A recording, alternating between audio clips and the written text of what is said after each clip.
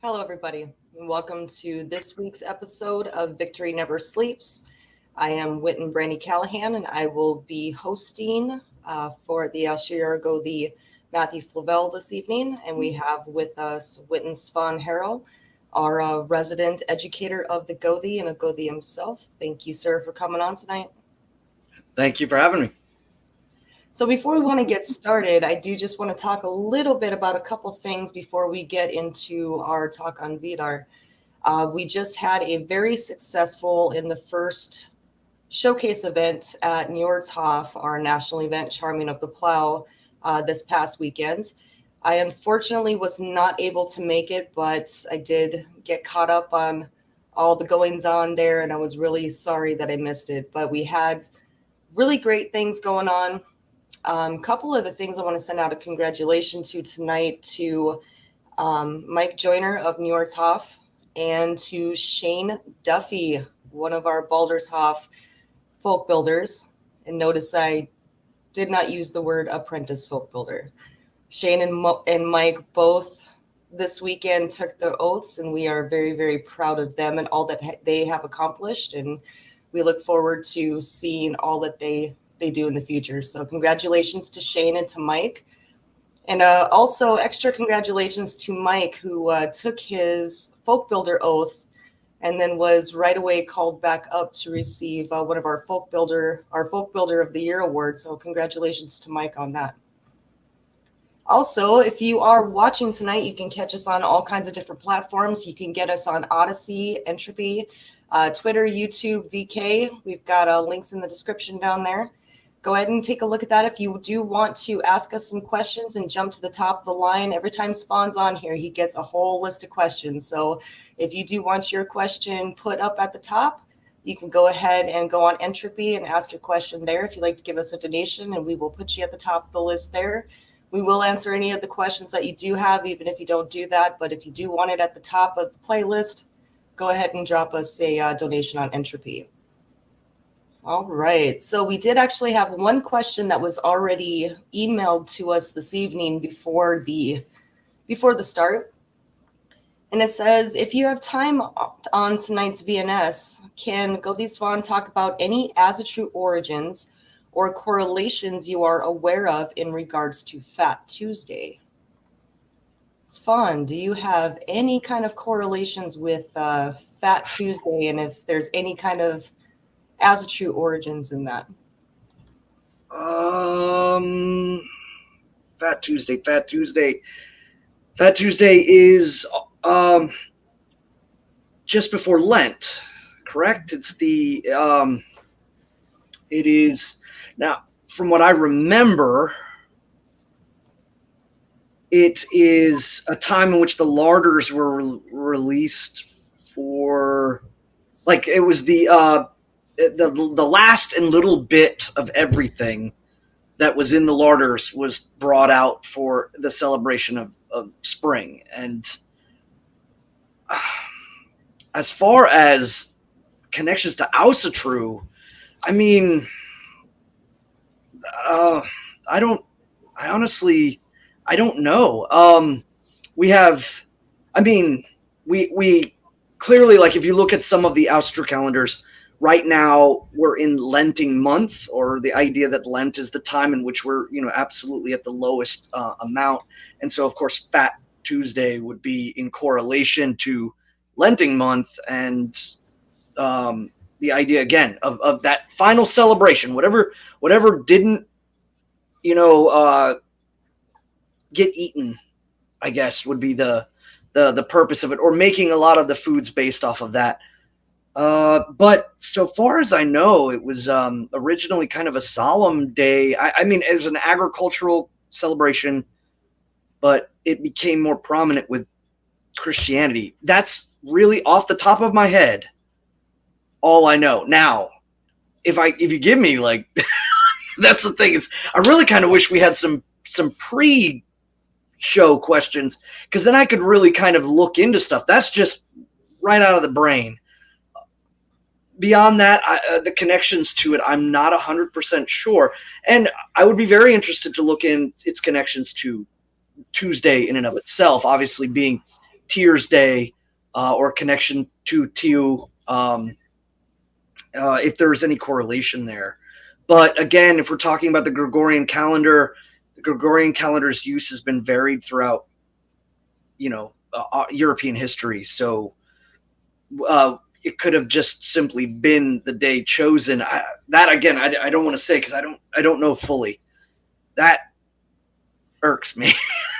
That might be something Svan has to run down a couple rabbit holes and entertain us all with all the answers he finds as he crawls his way back out of it. Because I think that might be some interesting research there. Svan. To be fair, and I know I haven't answered her question yet, but like 4 episodes back, there was a question asked about the connection between, or if there is a connection between Enki from the Babylonian and Sumerian and Luwian and kind of the Mesopotamian area, if there's connection between Enki and Yngvi Frey, and I'm still working on that question. So if you're out there and you're thinking that I'm ignoring you, I am not.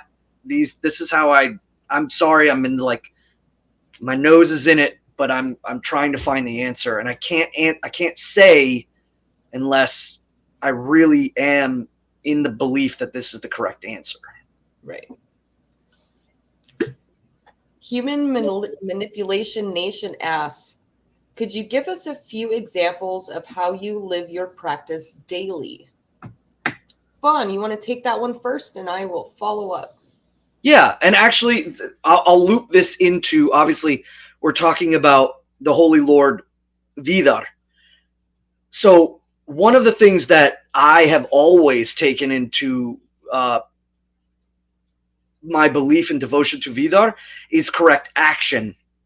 And I believe that Víðarr is two things. He is a kind of, I would say, a passive karma and a active dharma, if you will. Now, if you're not familiar with the terms, people watching not familiar with it, dharma is like natural law. It's corrective action.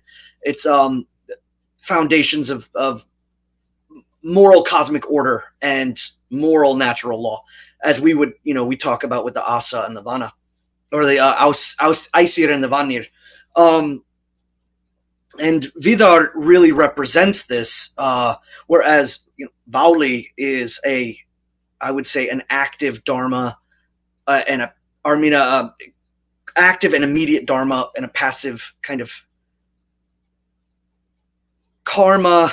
I would even say more just associated with dharma itself, in almost like immediacy. But we'll get into that next episode with Váli. But Víðarr is, I think, a personification of correct action, and correct action often involves what you do, the deeds in which you do. Now, when you're speaking about devotional, there's a couple of things. I think sometimes I do morning prayer, or sometimes I do morning affirmation. Sometimes I do it right before I go into the gym. I usually work out early in the morning. I'm old habit, but getting up at 5:30 and going and being on the grinder at 6 in the morning. So I go into the sauna and kind of have a moment where I just kind of really focus on what I'm trying to do. And I think about things like, I think about the gods. I think about what we're going to be talking about. Like tonight, I was already thinking about it this morning, and even yesterday as well.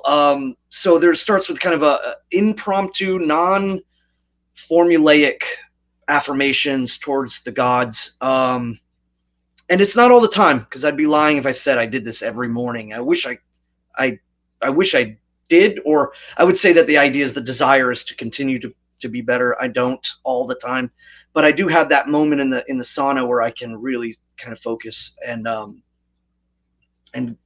get my mind right, then go kill it in the gym and start the day. I have a small altar or a harrow at my work. So when I come back and I start to prepare for work, getting dressed, I'm actually in my work clothes right now, and I go to my work, and usually there's a small like prayer and thankfulness for bounty. It's a small harrow, and it's dedicated to Odin. And then coming home, I get a chance. I usually come home right before dinner, and we sit down as a family and we say a food blessing all together. This food blessing was created by law speaker Witan Alan Turnage, and it has been in our family for almost 2.5 years now, where even my 3-year-old is able to say it. It took him a while, and he's still catching on. It's not the best, but he's there. We all sit down, we all eat together, we bless the food, we sign over the food and hallow it, and then we eat.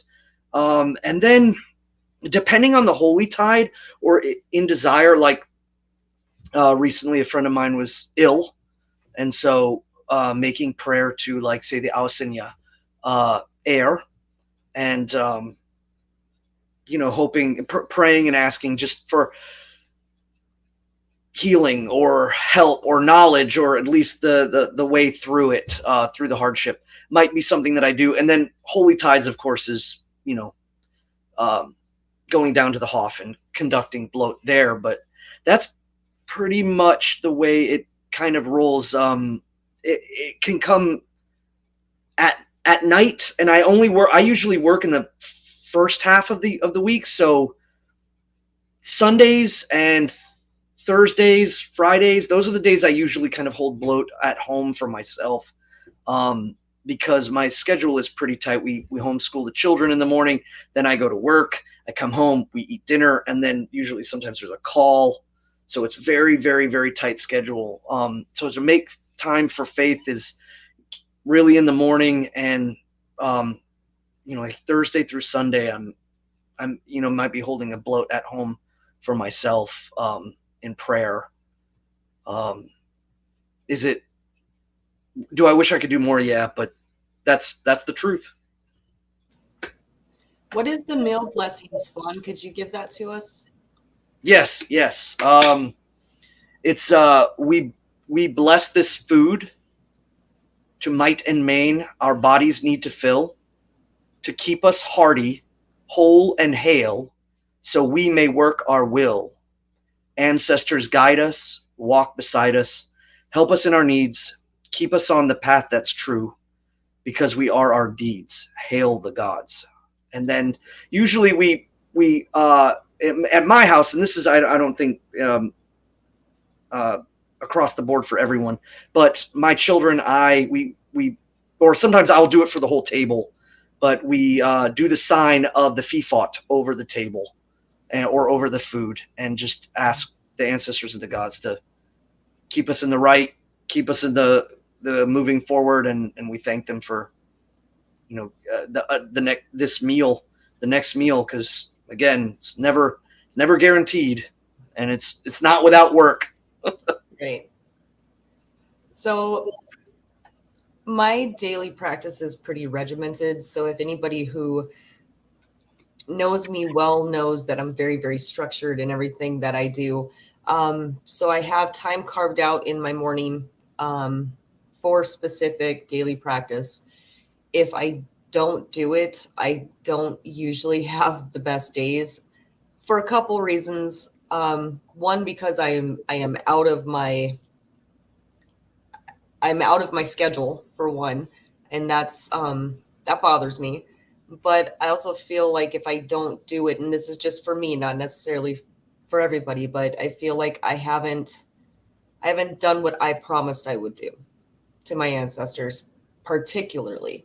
So I do have time that I've carved out every morning, and I was telling the ladies this in my ladies call. I said that's really how I start my day. That's before my cup of coffee. It's before I get ready for work. And if I'm running late, that's still happens, and everything else gives way to that, because it's something that I've tasked myself as a duty to my ancestors to do. So that's something that I do every day. I might do something devotional in the morning to one of the gods and goddesses as well. Typically to Balder and Nana, but there are other gods and goddesses that I do hold devotionals to as well, or I do daily dedications or something like that. But one thing that is always constant is my greeting of the ancestors every morning.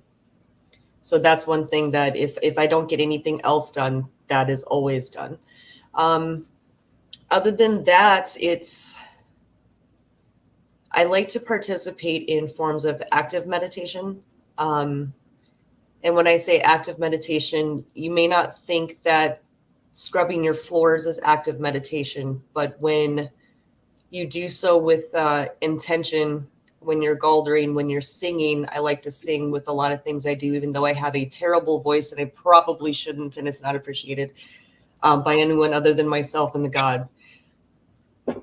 It's an active work, but it helps me focus. So I do a lot of active meditation when I'm either cleaning or doing thread work or something like that. And I try to implement that and put my mind in a space to where I can work out a lot of things and I can still sing even if I'm doing something. I'm queen of multitasking. So I may be doing devotionals and singing to the gods while I'm scrubbing my floors, but I'm giving it my all. My nightly practice is very similar to my daily practice, my evening practice. There's usually some sort of ancestor devotion, more along the lines of thanking them for being with me that day, greeting them in the morning, but thanking them at night. So if there's anything that is absolutely constant, I would say it's my greeting of the ancestors and my thanking of them in the evening. That would be an absolute constant. Everything else can give way to that. I mean, I might not brush my hair that morning before I go out the door to work, but I've said good morning to my grandmothers. I have for sure done that. I see over here, Ulfbjorn 14 he's writing it down. He's screenshot that, folks. Beautiful prayer. It's really brought my family together. And Law Speaker, it was a wonderful thing. I actually got coronavirus, or one of the strands of coronavirus, last year, and I was just ill and kind of out. And my son came up and he was beaming with pride because he led the family in their prayer. And then the best thing too is just like when my kids, sometimes I'll eat at work because I can't make it home late, and I'm cleaning and trying to get things ready for the next day. And I'll come in, and so I've already eaten, and my wife might have already eaten as well. And we're not hungry, so we're not going to over, stuff ourselves. There's a Havamal verse on that one as well. So we'll just make food for the kids, and they'll have kind of their own dinner that night, and they say it then on their own too, and it's really nice. So I'm really glad it's again. I hope Law Speaker doesn't mind this. But it's absolutely an honor to him, I would say. I think publicly I'm saying that. Great prayer. Before that, I always just said a small blessing that was kind of personal, but small. And then this one just really, the uniformity of doing daily practice, whatever it might be, however small it might be, the continuation of doing the same thing over and over and over and over again builds might, there's a connectivity. The moment you learn how to do something in corrective steps, then it's almost like when you have the ability to break away from the mundane, it happens even faster when you have a kind of a process in which you do it. And then once you do that, you can open up to the gods. You can open up to your ancestors. You can speak genuinely from the heart. You're not reading from something in front, unless, of course you wrote something down, that like a poem or something, but it's having that repetition and being able to separate. It's like when someone hears a drum or a bell or a horn or something, it just immediately goes into allowing the soul to be open. So sorry, I was just looking over here. I got the comments like last show. It froze on me, so like all this stuff is going on, and I'm just like, I can't say anything. Sarah asks us, since we are talking about Víðarr, let's talk about his shoes. What were they made of, and what was the purpose, Svan?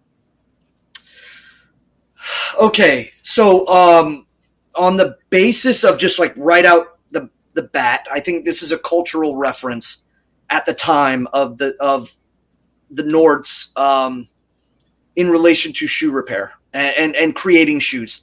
And so the idea was, and this happens a lot, I think, in European traditions, where there's a cause and there's an effect. And so it's simply stating a devotional. The idea of sacrificing a piece of the shoe was, in essence, a reminder to always help the processes. It was being Asatru. It's being truthful and true and loyal to the gods. So in regards to it having validity, say, like all the way back, it very well could. Does it have validity now? I mean, unless you're a cobbler, but what it represents, though, is Víðarr is the foundation of a vertical access, and that devotion to that is kind of a remembrance to the idea that how important Víðarr is after Ragnarok. And again, we talked about mythic time and spiraling time. So after is, I'm using that just in a common sense way. That devotion of taking a cut from the shoe of the soul and sacrificing it to Víðarr is, I guess, more or less a testament to remembering what the gods are and what they will be. Now, looking at Víðarr, remember Víðarr he stretches the mouth of the wolf, the chaos wolf, Fenrir, the dweller in the fens, and stabs him in the heart. But by opening his mouth, this imagery of the verticalness, and it's very, very interesting when you look at Víðarr's name. Víðarr means the wide ruler, or the one who besets upon the width of things or sees widely. There's a lot of different kind of takes to that. I mean, there could be an essence to the idea of like the wide cycle, or the wide I guess cycle would be season. The idea that he's waiting, that his time, his arise to karma is first precluded with a long wait. And once he does rise, he rises vertically. He severs chaos. He severs the chaos wolf, stabs the wolf in the heart, and then reclamates the gods back into order. That's when the tide is turned. Surtur is slated and recedes, and everything begins to start to reform again. And whether this could be, let's say, like we've talked about, things in the metaphysical, things in the physical, things in symbolic or allegoric meanings. Could this mean like a shifting of axis of the earth? Maybe. Could it be a polaric shift? These are things that I often think about and try to correlate with some of that, or the symbolic meaning of what the gods are trying to say in the stories. Because again, the gods don't exist because of the stories exist because of the gods. I always say that. And so I do believe that they are trying to transfer things, and we have to go through translations, and also go through perhaps even Snorri himself, trying to make sense of what he wanted to do in meter, and whether or not he was truly a believer or came from a devotional state. There's a lot of that, but the idea of his presence, what he's trying to do, correlates to becoming an access point at that point. And so the foundation, the idea of the foot or the boot, is what I think correlates to foundation, is that he needs that boot thick. He needs it strong, because he's going to place it at the bottom of the mouth of the wolf wrench the wolf up. And it's a gesture towards remembering that he is the foundational axis that's going to be established to reinitiate and slate chaos. Gothi Trent East has a question for us, Svan. And it is, I was going to ask the Alshir Gothi this question, but I'll ask y'all as well. What was the best Journey song? I'm going to answer that first. The best Journey song is Separate Ways, Worlds Apart, hands down. But I'll let Svan give it a crack and see if he can get close. No, I mean, what is it? Wheel in the Sky? Is that Wheel in the Sky? I mean, I grew up in the 80s. My sister was very much a fan of Journey, but she moved back to Iceland right after high school. She was not having any of. I live in a military town where people are from everywhere, and she was not having that. She went from very homogenic society where everybody spoke everything, and she came here. It was absolute insanity, and so she left. So outside of that, like, my brothers and stuff were into more, I think, just ridiculous 80s music, whereas my sister was the grounding of classics, from Iron Maiden and Journey, and I mean, all the way even to like the Police that were, and those were the big ones. But I like it because it always makes me think of, Suna and the process is the Raido of the universe, if you will. But there's fun with a spiritual answer, and here's me, just the one that I can just belt out to at Baldur's Ball or Thor's Ball. All right, Tim asks, Witan Svan, can you give us some tips on making peace with hostile land wights and house wights, Witan Brandy as well? I'll let you start, Svan. I learned from my mother. She always had a kind of a way, and it wasn't really burning anything in the air, though, that has become kind of a thing for me now. I burned dry rosemary, but beyond that, what it was my mother would salt the house, and that's what she called it. I'm going to salt this house.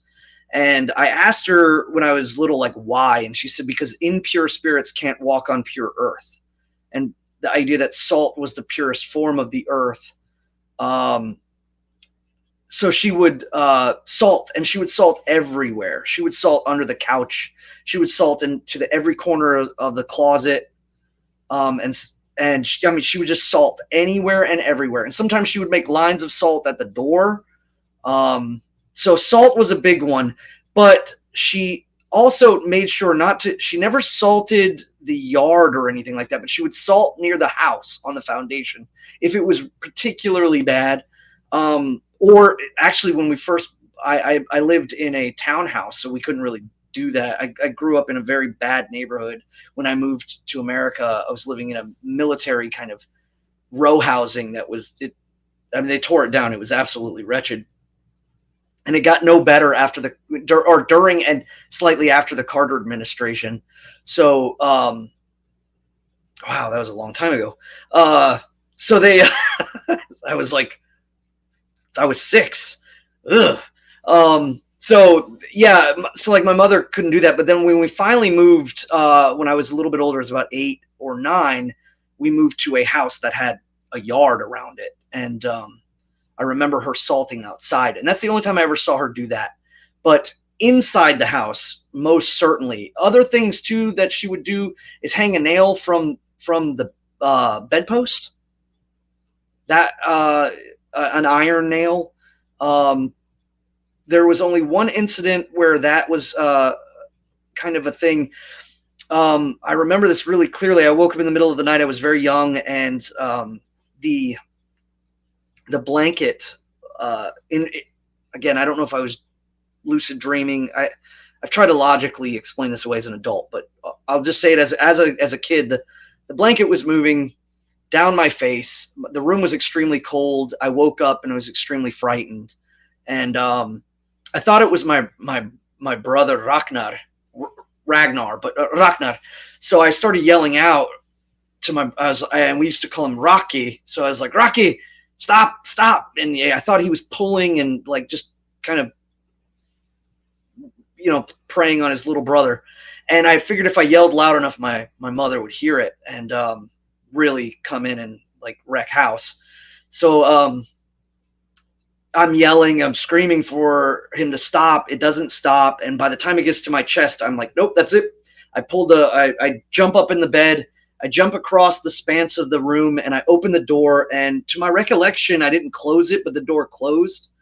And I ran across the hallway and into my mother's room. I was very little, and she had a waterbed. So old waterbeds were, they were like these frames with a smaller frame underneath it. So there was a cubby, and usually the blanket hung over. I slid under there and was like terrified, and I guess I fell asleep. And my mother, many, many years later, when we were in Iceland and I was at my grandmother's funeral, I told her about that, and she said, yeah, I remember finding you. And she said that my grandfather Svanur came into the room, was speaking Icelandic, and he came in and she sat up in bed and she's like, you're not supposed to be here, you're dead. And he said, I know, but everything's okay now. And she was like, you're not supposed to be here, you're dead. And he's like, I know, I just want to let you know everything's okay. And then he walks out of the room in her dream, and she wakes up and I'm under the bed. She hung a nail from my bedpost, but never really explained exactly why. And she never told me. I remember her hanging the nail, but she never told me about the dream of my grandfather until many years later. So that was an interesting thing. But that's what I got. Salt the house. Salt the house, burn dried rosemary, and hang tell nails. tell whatever it is to get out. So we talk about this a lot with the AFA ladies. We have a ladies mysteries group that, if you're interested in that at all, if you're one of our ladies, talk to folk builders Sarah Alt and Christine Dumas, and they can get you the schedule for those. But we talk about a lot of these kind of things in the women's mysteries. One thing you have to remember with the Víðarr, a lot of the time they are curious about what you're doing. You've done something or possibly said something or given an offering that's caught attention a lot of the time, right? So they're curious as to what you're doing. If they become to where they're frightening or things of that nature, that's a different story. A lot of the time they'll pop in and they'll go away and they're like, oh, I don't know why you're doing that, but okay. And then they're done. They're curious. They want to know what you're doing. But if they're frightening or they're becoming hostile or something like that, and you feel like you need to get rid of them, the first thing you need to be is commanding. You have to remember, this is your home. This is your land. You took it. It's yours. Tell them to go away. I mean, people don't realize that is the first step. You need to make sure that you are claiming your energy with your energy, whether you're doing a land taking or whether you're doing a house blessing or whatever it is. You need to make sure that your energy and your power is in that house. People also underestimate the power of their ancestors. Like, Svan was saying with his grandfather coming in. I have a home that I'm not going to say they're all powerful, which maybe they are, but my grandmothers are not going to let anybody come in here and mess with her babies. She's not. I know that she is here. And this comes part of the daily practice. I have a daily relationship with my Víðarr. I know that they are here. And I do not believe that they would allow anything to harm us. We were just talking about this fun with the Víðarr not that long ago. Right. Yeah. Yep. We were talking about this, when we're claiming sacred space, when we're doing a ritual, We call upon our holy gods, we call upon our honored ancestors, and we call upon the friendly Víðarr. And the Alshirago, they said something during that conversation that we had. He goes, I do not believe that anything is going to come into that circle with the power of my gods, the power of my ancestors, and the friendly Víðarr that are watching what we're doing. And I don't believe that they're going to disrupt it. This is a place where we have powerful gods, honored ancestors. We should not be disturbed. And he also made a comment about make sure you're sending out invites to who you want there. The holy gods, the honored ancestors, the friendly Víðarr. The other ones, you don't have to banish them. They're not going to come in. Nobody's going to let them in there. So, yeah, we were just talking about that, Swan. Yeah, and before that, like a month or two before our conversation, which I think was like last week or earlier this week, there was another member of the folk who was speaking about that there was a foul creature that was plaguing a friend of his during right in the middle of sleeping. And I'm sure most people probably already surmise that the Nakdamara, or the nightmare, the night spirit, foul creatures again. And sometimes the tethering of is based on damage. It's not necessarily the house. It's not necessarily the people in the house. It could be something perhaps that was outside of the house, damaging of the mind, damaging of the heart or the soul, and where it's being carried in, and it kind of acts like a beacon towards that. So the first thing I would say is, again, I mean, salting the house is a good move on the first, but rectifying trauma, whatever that trauma might be, that stress, seeking respite from the gods, asking them to give you guidance, speaking to the Ausinir. Again, there's a reason why, like my mother was the one that kind of taught me about cleansing the house, the home, and the ladies do talk about this because the home that's where tight ships are run. So you know everything, including that which can't be seen sometimes. I think that the other thing is if you're dealing with a poltergeist or a poltergeist, a lot of times those are mistaken for ill spirits, and it's worth noting whether or not it's a dvergar or a troll. A troll being a foul spirit that I think very, very bad, needs a lot of work, but is oftentimes outside of the house as well as inside of the house. And you might need the work of a Vardlocker in order to get rid of a troll. If you're dealing with like a Dvergar or a land spirit that's connected to the earth, they have the ability, I think, to move very physical things because they are deeply connected to that which creates the physicality of our world.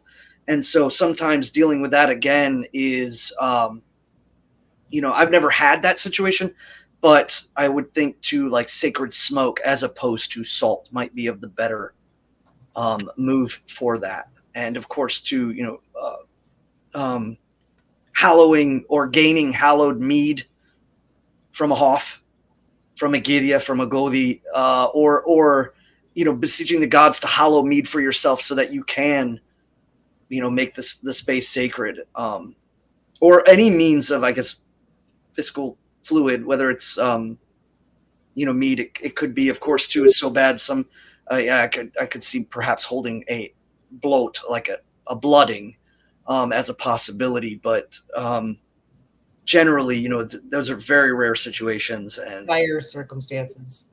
Right. If you one really good thing that you can do too is to boil the water on your. So think of your stove as your modern day hearth, right? Taking pots of water and boiling the water and boiling lavender, rosemary, thyme, throw in a little bit of apple in there if you want to, and boil that up because you're taking that and you're dispersing it in your home. It's like a humidifier. It's the same thing. You're putting water into the air, right? So that's one thing that I have seen a lot of women do, I have seen my mentors do, is they would do rosemary, thyme. I think it was rosemary, thyme, lavender, and apple. And they would slice it up and they would boil all of that with the intentions that they had. Now, remember, those are tools, right? Those are tools you are using. It's not that itself that has the power. It is what you are doing with it and your intentions of it that have that. I also know a lot, more than one, several ladies who will, something goes bump in the night, they are not below getting into their cupboards and getting out their pots and pans and chasing it out of the house. Opening up the doors. I have done this. It works. Something goes bump in the night, scaring your kids. That's perfectly fine. Teach your children to do that and teach them to control their fear and to control their space. Open up the doors and start banging the pots and chase it out the doors. Tell it to go away. Don't come back. Ask your ancestors to be there with you for the rest of the evening. Scaring the haints. Yep. It's a thing. All right. Sarah asks, sometimes Víðarr is associated with silence. Is it related to him not speaking, or is it more a reference to him being calm and focused? So we do. Go ahead, Svan. I'll give that one to you. Oh, no. Well, I mean, I would say, is there really anything that says he does not speak other than Snorri saying that? Is there anything in the Lord that says he doesn't speak? I know Snorri says he's a god of silence. Yes. Well, it talks about where he resides. Stating where the bushes and the high grass grow, where he is at, and that he's far away. But it also states too that he's asked by the gods for help. So there's kind of a conflicting idea there that there is a separation, but there's also a reference to him being of great help for the gods, and that he is nearly as strong as Thor, and these references. But I think one of the things that is most said is that he sits in silence and waits in his land for the time in which and that's in Víði. It's actually named. So that's another interesting thing. I mean, one thing that's worth noting is that out of the lands that are named, like for instance, there's Skadi and Thrymheim, and that is not seen as being in the heavenly abode, but seeing in the middle world. Víði, again, I'm not stating that it is in the middle world, but it could be if there's possibilities in regards to, like, say, Thrymheim. But the idea of the wide expanse, the place in which is silent, and the place which is in the widening of the gap in the middle, sitting in silence, in the lone place. I think the loneness is comparative to the idea of not being connected, and in waiting as well. And it's there that he's, again, enacting himself as the eventual karma that will flow over and rip the Chaos Wolf in half. And it has to be done in a very specific way, in which the consumption, and the rising up and being released from the Black Lake where he is, once he's, takes to consuming the universe, there has to be these actions that are made in order for him to suddenly become exactly what he is destined to be, Dharma at that time, and ultimately the karma of chaos. As far as silence goes, there is reference to him, but there's also reference to Forseti being worshipped in silence. And so I often wonder if there is perhaps a overall Germanic practice of silence, or at least in enacting silence in faith to the gods. But silence, determination, separation, I think these all denote the ideas of focusing and preparing. I've always taken Víðarr to be, if he takes that oath of being separated takes that oath of being quiet and waiting. I've always taken Víðarr to be the lord of personal attestments. He's the representative of Thumos, but Thumos has to start first in preparation. Thumos, of course, heroic action and having the heroic soul. But like in Greek stories, when somebody has a lot of hubris, it's usually done because they do it in rash action. They speak over much, and then they go forward headlong, and they end up getting just desserts. And I think in our people's stories, they're making note of the ideas, not about warning us about hubris, but instead showing us that there's great consideration, concentration, and devotion in preparing for Thumos.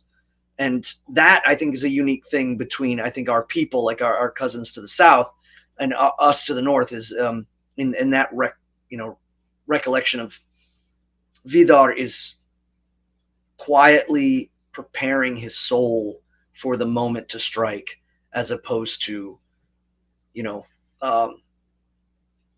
saying over much. So silence, yes, I could see it, and I could see it as perhaps a form of worship. I've seen it elsewhere, but it's also about determination, separation, and preparedness for moment. Shield Maiden has a question for us. What are the mourning practices of Asatru? I recently lost someone, but haven't lost anyone since I've become Asatru. So first of all, I'm very sorry about your loss.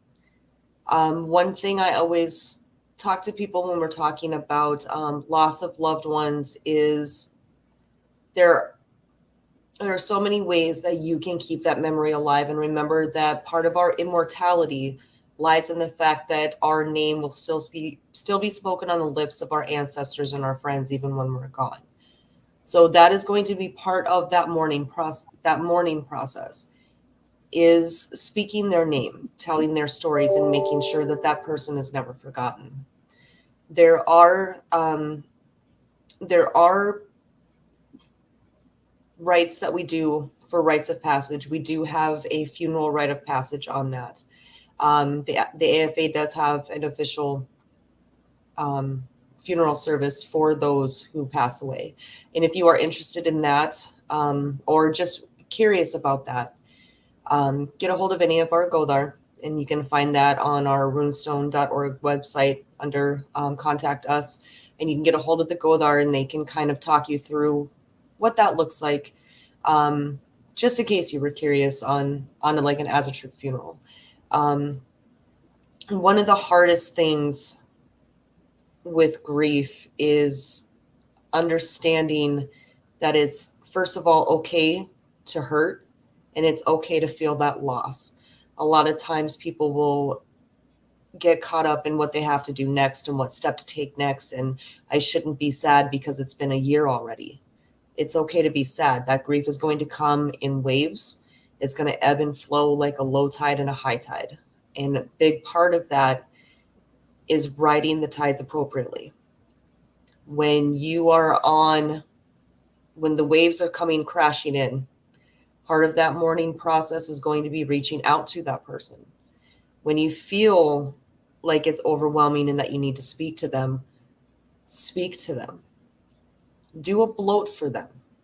Mention their name and symbol. Hang their picture on your wall.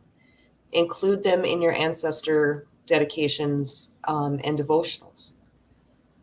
That is what I would say would be one of the biggest parts of mourning in Asatru, is understanding that you still have that duty to love them and honor them and keep their memory alive. But don't forget, it's okay to hurt even if it's been a year or 2 or 5, there's going to be days when that grief is at high tide. And those are the times to really connect with them the most. And that will be a big part of taking care of that mourning and dealing with that loss. Svan, you have any recommendations? I really think you hit it on, right to the source of it. I would say, that it's incumbent upon us to remember that we have a deep, in Asatru, we have a deep obligation to honor our ancestors, because we realize that we are part of a cycle, that we too will be ancestors one day. So I would say, obviously, grief and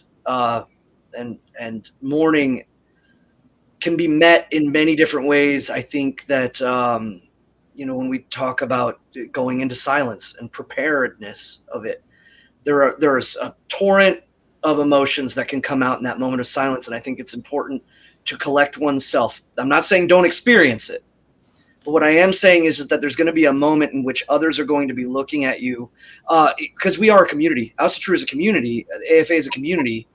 Whether you're dealing with your fellow folk, whether you're dealing with your children, whether you're dealing with siblings or parents or family members living in close to us, whether they're Asatru or not, after that moment of, I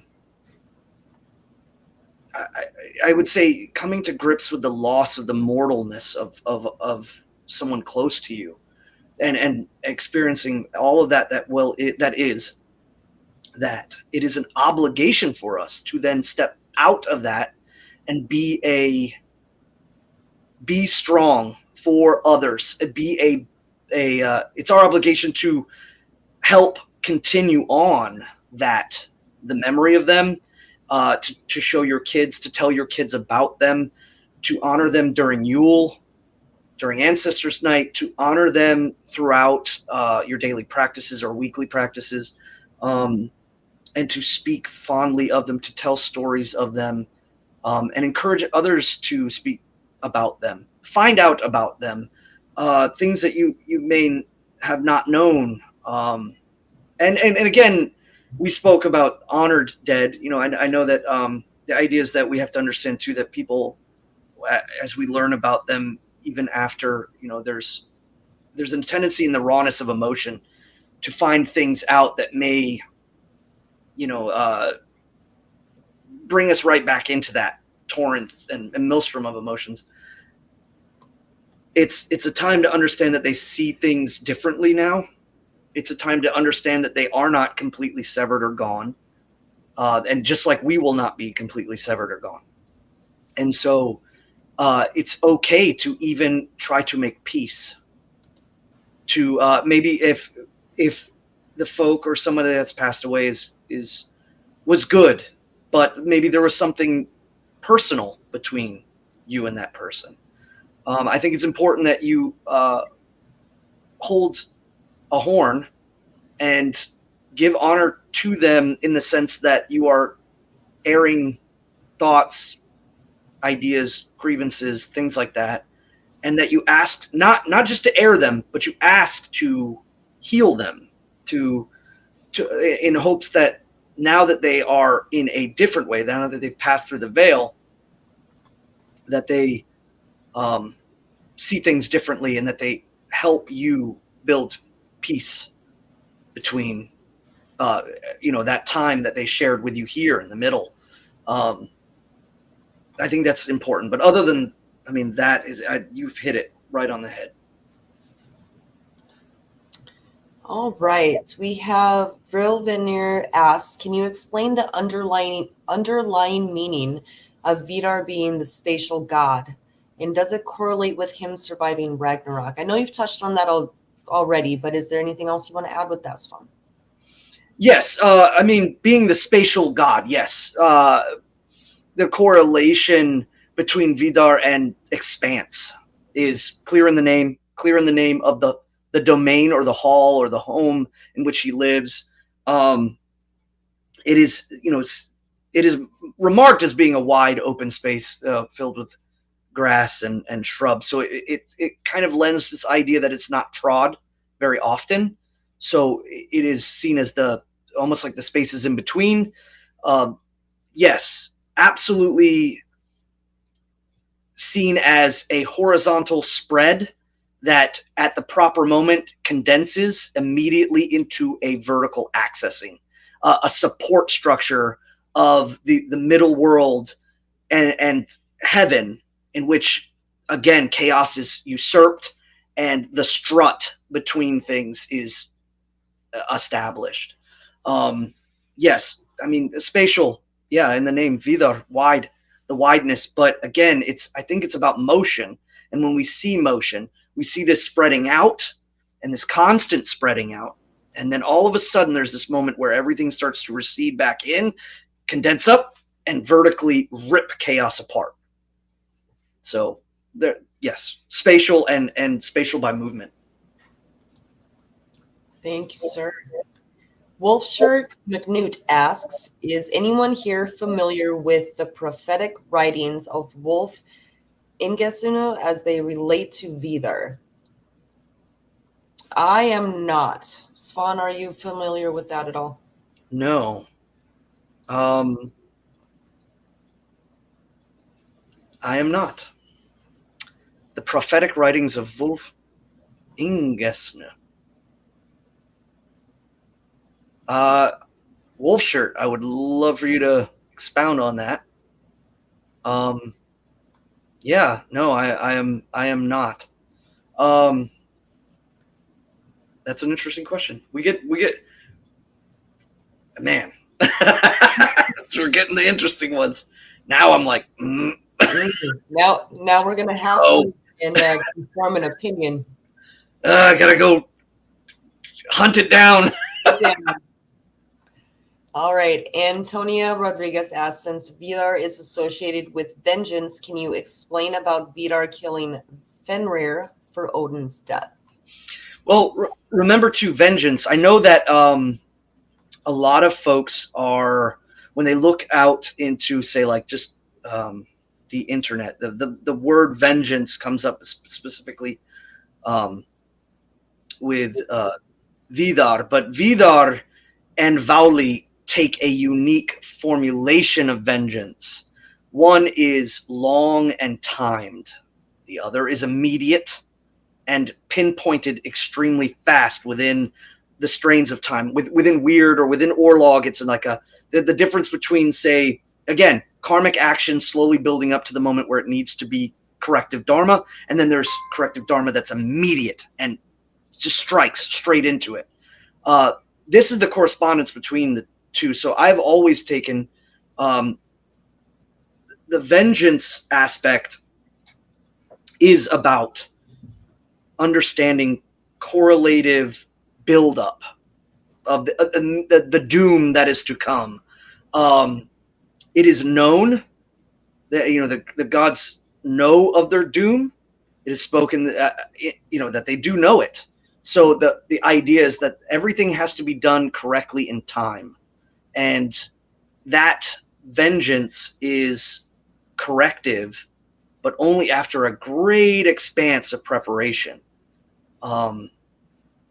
So, I again, that's why I always, it's like karmic vengeance versus dharmic vengeance, and I take Víðarr to be more of the karmic vengeance in relation to the topic of vengeance. Other than that, I mean, seeing him as the source of like devotional practice in which you hold yourself to an oath. Again, that's another thing is Víðarr is as oathing to avenge is, I think, a key point. The holding focus on the inevitable turn is important in relation to Víðarr, as opposed to with Váli, which there is no weight, there is no oath, there is just action completely. So oathing to proper action, I think, is the most important consideration when we talk about Víðarr. And with Víðarr specifically, of course, it is vengeance against Fenris, or against the chaos, the consuming chaos, but is not the entirety of it, and involves more about the patience, the planning, the oathing, the consistency to keep, and understanding. I think vengeance is one of those topics that when we, it's like, do you have a god of vengeance? Yeah, we got two. So, no, it's misplaced in the sense that, again, it's about forethought and understanding. It's about understanding all things that are connected to the moment of it. So, understanding that when we talk about good and evil amongst our folk, what is good for the folk and what is bad for the folk, and sometimes immediate vengeance is done, and I think it is kind of seen that Vowley is immediate vengeance, and that has a brashness to it. It has a kind of a raw and slaking sense that is kind of seen by our ancestors as like, whoa, that might not be the wisest of ways. Whereas with Víðarr, it is the wisest of ways to consider all of the situation, to consider all the balances, and then waiting for the correct and opportune time. And understanding that once you take that action, however it may be, all the implications that will follow after that moment. So Víðarr is a threshold. He's the build up to a moment, and then once you pass through that moment and its action is created, what comes after that? So after the vengeance, Víðarr becomes the substantial axis, divinity axis, and severing chaos and ripping it asunder to create the new, to create the whole of the universe again. So that vengeance, that karma is correct. It can't be done earlier. It can't be done too late. It has to be done at the moment that it was set to be. So vengeance as a threshold as opposed to an action, with all consideration and keeping oath to that. And so what I mean really too is giving credence to heeding all situations, seeking vengeance immediately in the heat of things. I do not think is the path of Víðarr. Yes. That's all I can say, I guess. So before we go into any of the other questions, we're talking about how important timing is and things like that. I think now is a good time to let folk know about Ostara that's coming up next month, Svan. Yes. Yes. Yes, we're having Ostara in the south once again. We've been holding this tradition very well. Ostara has always been, in the heart of the south for many, many years, even before Thorshof. So the continuation is present, in which we give honor and thankfulness for the opening of Delling's Hall, the openings of the gates, and the return of the warmth that is to come through and begin spring. And we're prepping for it right now with Charming of the Plow. That's really what this is about. Is this is the bottom of the barrel. It's the scraping of the larder. It's the scraping of the pantry. It's the lenting time. It's the tightening of the belt. But we are focusing. We're honing. We're preparing the earth. We're preparing, in preparation. And Charming of the Plow comes from remnants of Acrebot, which if you guys read up on that, that's really the origins of Charming of the Plow. And the idea, again, is focusing and preparing for the threshold, the moment that Ostara comes, and she brings with her a new tiding of the dawn, which is the warmth. And, we are celebrating again in March, and it'll be a multiple day event, and classes, auctions, storytelling, blows to Ostara, kids games, lots of running around with eggs haphazardly, and or the children should. I mean, sometimes I'll get in there too, but it's going to be a great time. So you heard it here first. If you're bringing your kids to Ostara, make sure that you bring an extra set of clothes because Svan throws eggs. Yeah, sometimes. Sometimes they do it themselves, though. So bring an extra set of clothes for the kids and come down to Ostara in the South, March 10th to the 12th. You can get your tickets at runestone.org under product in Ostara. We've got that link up there on the screen. I will tell you that Ostara at Thorshof is my second favorite event. I only say second because my first favorite event is going to be Freyfaxi at Baldershof. by Mm. default. Got that However, home turf. That how, home turf loyalty. I'm not on my home turf, Astra. That's where I go. That is, if I could only pick one other event to go to, I will have to say I love going down there for Ostara. I absolutely love it. I love the people. The Hof is absolutely beautiful. It is so much warmer there than it is here in Minnesota in March. It's everything that you could want for a family vacation. So please take a chance, go down there. If you have not seen Thorshof already and you have not met the people down there, please go. Please go, because you won't forget it. All right. Yeah, we might be covering. So hopefully, if I can get the proper stuff, because we have to get multiples of things, but utilizing the dyeing and painting with beeswax on eggs. Yes. Yes, Yes. Yes. Yes, that is a blast. If you come to Baldershof for Ostara, you'll see that, but definitely hit Thorshof because they're going to be doing it too. That is an absolute art that requires patience and a steady hand. Mm. Also, bring another set of clothes if you're an adult, because I promise you are going to splash that on there. And this is not regular egg dye, people. This is Right. Emptying the eggs out and yeah, having to purge the egg of the yolk and then getting things and then too, doing some of those beautiful designs with the beeswax and dipping. A lot of times what I'll do is I'll sacrifice that egg by burying it in the ground to start spring. So all that hard work, all that devotion, all that time and patience, and then placing it within the ground for fruitfulness of the summer tide. Yes. One thing you can do with these, just a recommendation, especially if you have kids, what you can do with these eggs, once you hollow them out and you've put all of this time, work, and dedication in painting them, is you can go, we used to turn them into wish eggs, right, for the kids. And the kids roll up their goals and a little piece of paper and they shove them in there with a bunch of pretty papers and some herbs and things like that. And you seal them back up. And then you put them on your altar and you whisper to them every day, just like a mother bird sitting on her nest. And then at May Day, you break open your egg and release all of the stuff that you were doing. So that's a lot of fun to do with kids. And it's really cute to see your kids whispering to their eggs on the altars. They're tending them just like a little mother bird. It's adorable. Manifesting too. Manifesting their will. Using their will, yes. All right, we've got a question from Return of the Nolder. Are land spirits the same as fairies and elves?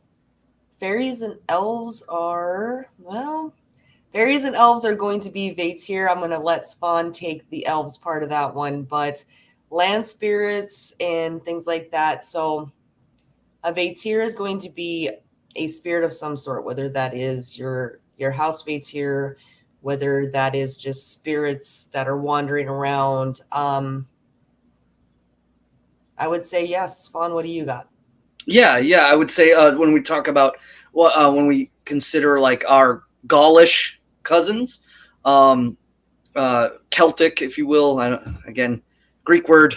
I like using the word Gaulish because they speak Gaelic, and yes, when we talk about if they're like words that I think culturally are familiar, I think it's very interesting too. That in the Teutonic sphere, the Gallic some of the language is not died. When you look at it in like from a perspective of the empire of like Rome, where a lot of that was completely eradicated or subverted, even before Christianity. The Hellenistic tendencies of Rome to wipe a lot of that out was part of their process of growing as an empire. But with the Teutonic people, and it hasn't been all roses and fairy dust, if you will, between our two folks as cousins. I know we've had a long and torrid history of battle between each other, but it's worth noting that yes, when you speak of fairies, our folk who might be completely Teutonic and not have any of the Gallic blood in them, they still know by the language, and that's how much the Gallic language has and the idea. But yes, to consider the Víðarr to be like that, yes, absolutely.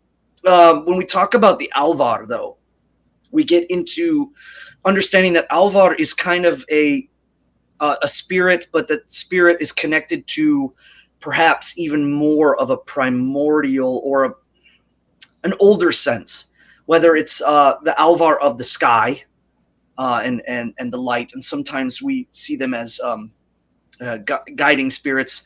Sometimes we see Alvar as being connected. They were once mortal and have descended down from Yggdrasil as the dew drops into Earth's well, and then they enter into this world in a new form, not quite mortal, but something more.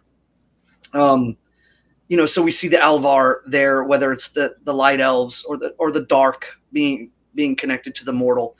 Svart or Swarthy or the Dvergar are seen as, like, again, manifesting spirits that could be very much like what would be considered, I guess, a fairy or a fae or a Seelie kind of aspect, except that they're connected deeply to the physical building blocks of the universe, and so they can be in their own right very powerful, and it depends on how you interact. But Alvar is a broad term, just like Disir is a broad term. We generally correlate the Disir to be our matron lineage, and a dark elf is a male connection, a spiritual being that's not quite mortal and not quite godly, but is in the middle. But like the Leosalf and the Svartalf are they're part of the primordial parts of, like, the creation in light and in void, or in the neither, that which is beneath, in the darkness, and Niederveller, and in Leosalfheim, where Frey is Lord, presiding over the mortal, over the middle, over the material. So Alvar is a broad term, and it causes a lot of confusion when people read and look into things and how they're referenced. And it was used to mean, like, even post-conversion in Iceland, when they spoke about church bells scaring away, the Hurul folk, and the Hurul folk are seen as, like, somewhere in between Alfar and Vettir. So we more or less stick to definitions in order to create clarity. But I think our ancestors and the following years or centuries after, there was a lot of broad term usage of, like, words like Galdur and Alvar and things like that. So there is a little bit of confusion there. But yes. Yes. Yes. If you will. Well, sure. Hey, go ahead. I did want to say they manifest in things. That I wanted to really point out too, that some people understand that the building blocks of the material can be manifested with Víðarr, but that the material of the world is not simply like a Víðarr is in every tree, but that a sacred tree can be manifested. A stone, like in Iceland, when they have people go out into the land and talk to Alvar. They're looking at not every stone. They're looking at oftentimes very specific stones where there's a manifestation of the Víðarr, where they kind of gravitate, where their weird collects, or where their Orlog collects, and oftentimes it's spoken that in that manifested area there might be problems if you disperse or relieve yourself. Like, there's lots of points in the sagas about not relieving oneself in improper places, that the Vettir or the Alvar will take offense to that. So it is about a lot of respect because of where they can manifest themselves, and so we generally treat all of those interactions with a sense of respect and try to gain allegiance with and friendship with those manifested spots, but not in all things. It's not every stone, not every tree. So I wanted to bring that up. Yes. Wolfshire McNewt asks, what's your opinion on the practice of burning sage to cleanse a room of negative forces? My mom does that. She believes in spirits, but not gods, and is generally new agey. So you can do what you want. I'm not going to tell you to burn sage or not to burn sage. That's going to be between you and what you're going to do in your house. I personally, I personally don't burn sage. I burn, if you look at the bundles that I have on my altars, I have mugwort, I have cedar, um, I have mixtures of rosemary and lavender. I also, one of the things that I do as well, and this has to do with where we talked about house cleansing before, getting rid of the bad energies or the bad, the vatir that you think that need to go. I give roses a lot as offerings to my desir. So when those roses are done, I don't bury them and I don't throw them away, obviously, because they're gifts. So what I'll do is I'll actually dry them out. I collect the petals and I mix it with either lavender or thyme, and I mix it together and I actually burn that over charcoal, and I'll use that if I am asking my desir specifically to come into my home to help me get rid of whatever it is that's built up, because things build up. Just like if you don't clean your house, it gets dirty. If you don't do the same thing, it gets heavy. So I will ask, that's what I will do to ask my grandmothers, this is where I want you to be, right? And that's what I use, is those roses mixed in with some rosemary or thyme or whatever we've got going for whatever reason. But I keep those, and that's what I burn. I personally don't burn sage myself. Doesn't mean you can, it just means Brandy doesn't. It's fun. Opinion? Uh, yeah, to go in specifically to sage, when we're talking about that, I think that first and foremost, yeah, it is kind of new agey, and that's because I think it really originates from the Native Americans in the Southwest, and they're using a specific type of salvia and the bundling and things. And I think that there's been that pull in as of late where people are kind of either pulling away from the things that don't speak to their soul, and these have been happening for generations. Of course, the gods are calling people back. A lot of folks, though, they grip onto things that are just they're attempting to hold some sense of an otherworldly sacredness, but it's not culturally based. So like burning sage, I would say, is kind of more or less looking at it from you're pulling from another culture, or at least being influenced from another culture. And there is a lot of symbiotic kind of things that we have picked up from, say, whether we're talking, like we were talking about the Gauls, and we were talking about the Teutons, and even the Hellenic folk, the Roman, the Latin, and Greek. There's a lot of stuff there that we have picked up and incorporated. But yeah, I think sometimes people do kind of go with that being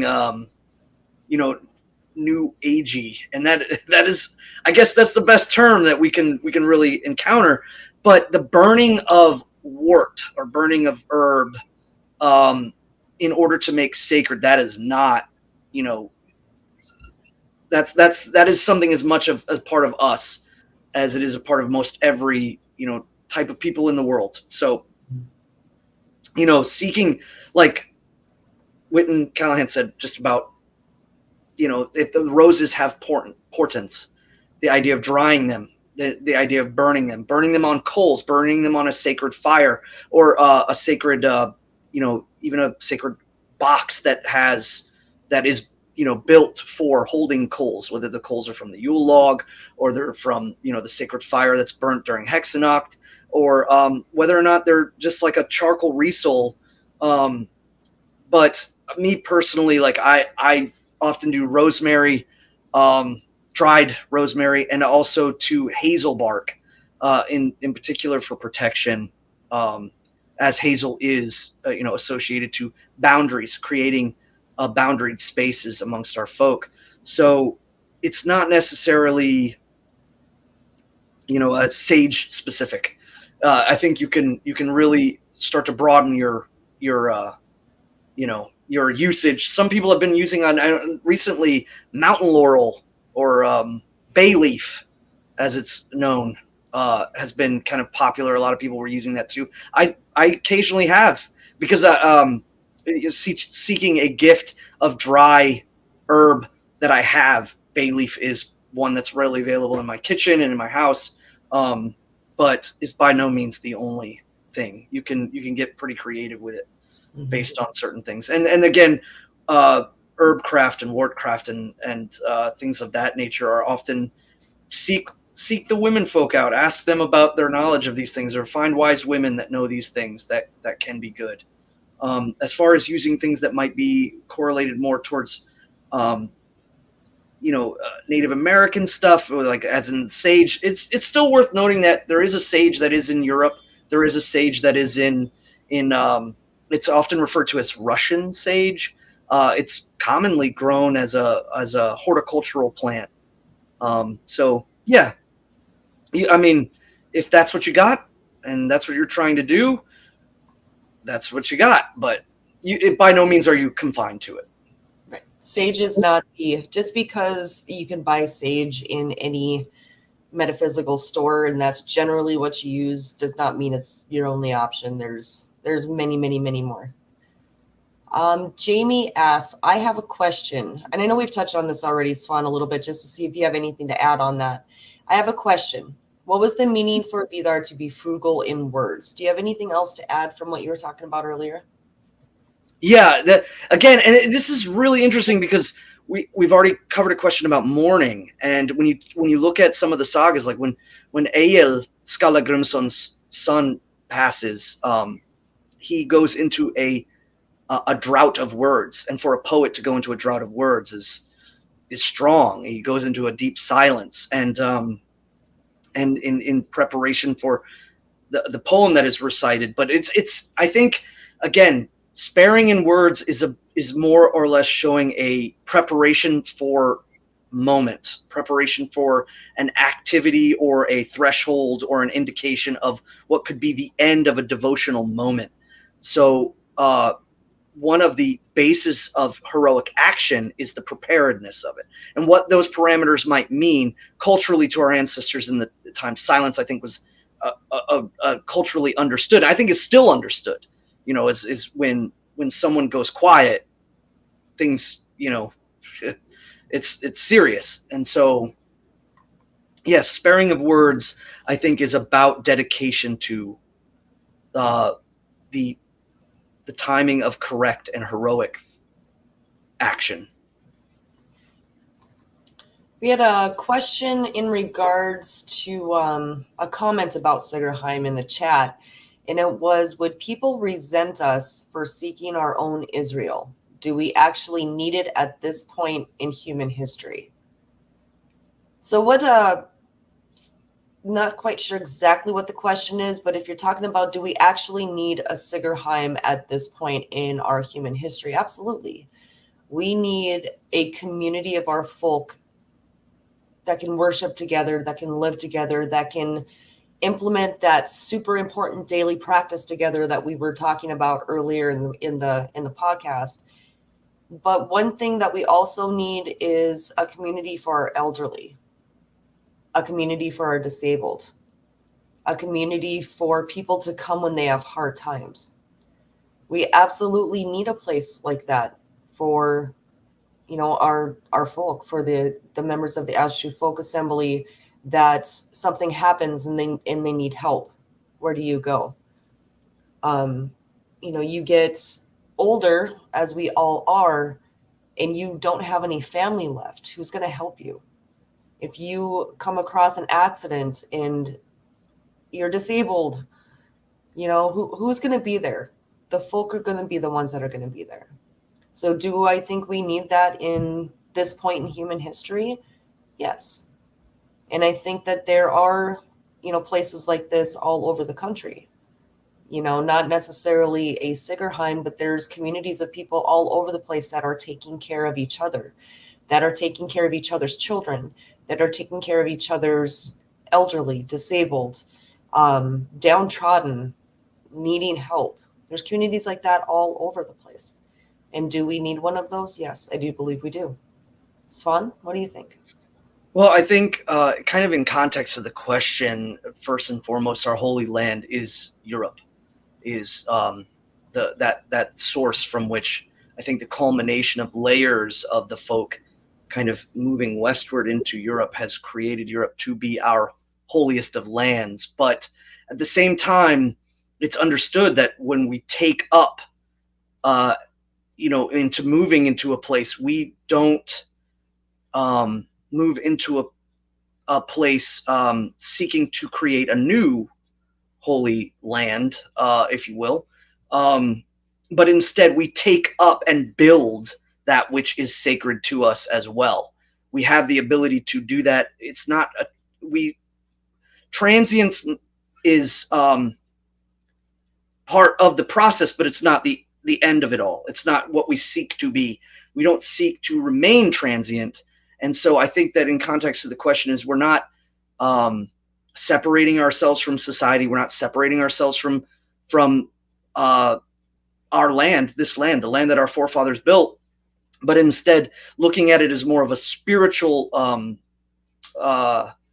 homestead in which we can cultivate, again, helping the elderly, helping our folk, building a more cohesive community or communication network in which we can get things out and more focused, because right now we are kind of all spread about.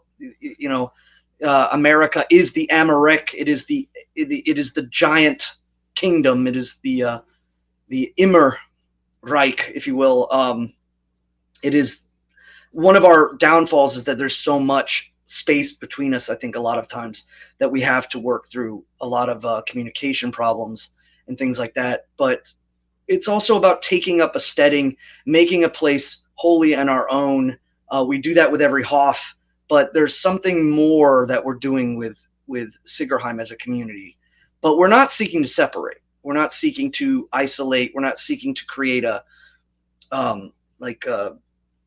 I guess I don't know what the term would be, but a separate neighborhood that is completely like say for instance like maybe the Amish or the Mennonites or something like that. We're seeking to build strength for ourselves, but not be completely disregarding of the land that we're in, of the history of it. The history of our land is it's like comparatively to Europe. I mean, the history of America is, especially for me, like coming in, from a young age, coming into America and falling in love with the history of it. But it's been so active in such a short amount of time in comparison to a lot of the countries in Europe. And so it's filled with vibrant life. It's filled with war. It's filled with emotion. It's filled with nobility. And I think that by separating away from that, we would be doing a disservice to our ancestors. And so I don't think that we are looking at it as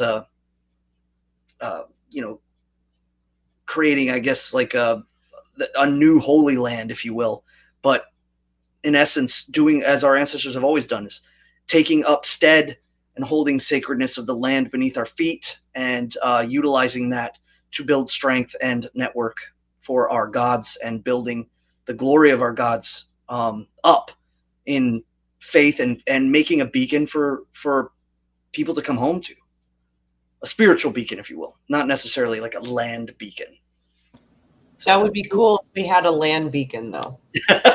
Instead of the Batman signal, it's just a big tri-horn. Right. Lighting the fires upon the towers of the west. So yes. We need to add that to our wish list for Sigerheim, is we need the tri-horn beacon, because I think that would be great. That would be awesome. But yes, spiritual beacon first. Look what happens when we're left unattended, Svan.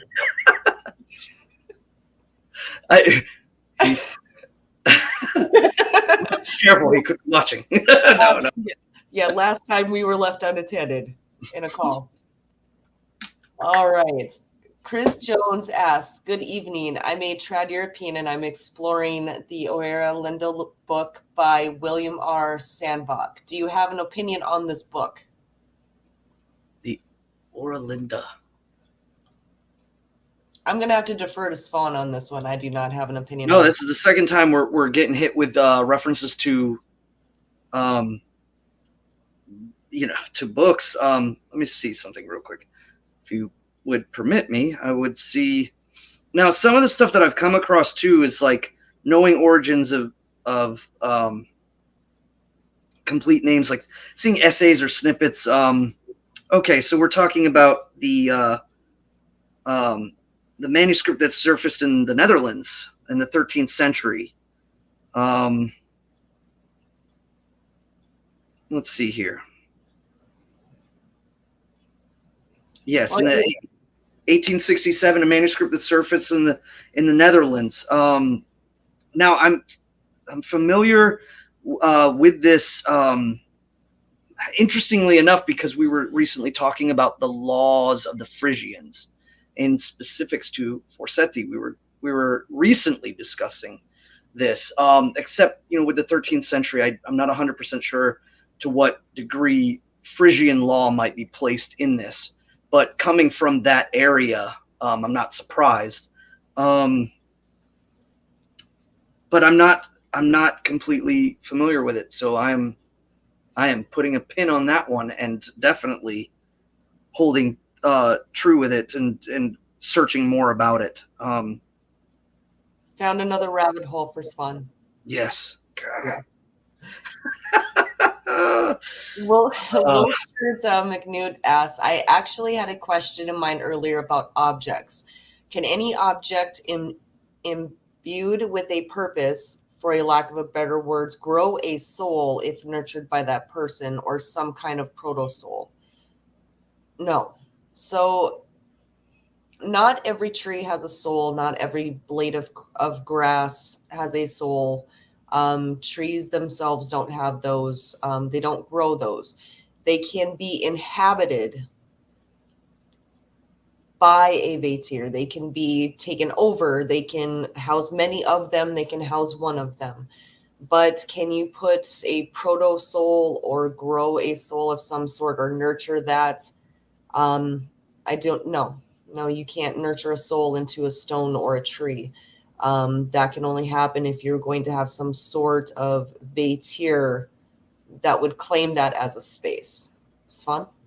Yeah, and I think there's confusion there too, in the sense that sometimes things gain attachment through orlo, through action and deed, and there are pieces, components of our soul, in which like haminya could be attached, perhaps, or maybe the hammer of a person could be attached to an object, but it's not the entirety of a soul, as it is so much more a kind of a radiant effect of the soul being placed on an object that's used in continuous deed, whether it was to say be like, I guess in ancient sense would be like if you're referring to like a sword having that imbuement of its owner through the deeds that it's doing, creates a kind of primitive sense of imbuement, but it's not necessarily in the entirety of a soul, nor is it a Víðarr. It's more of a component that's being awashed and being a component of those deeds. And we see that in our stories, like if a weapon is to break, or if a weapon is to be reforged, and we see this like in the Volsunga saga, or just in general through like even like Arthurian, where we see the correlation of an object being directly kind of connected to perhaps the spirit of a nation, or the haminya of a nation, or the hammer of the wielder. There's of that, but complete and total soul in willfulness and in an incorporealness, but being completely willful upon its own.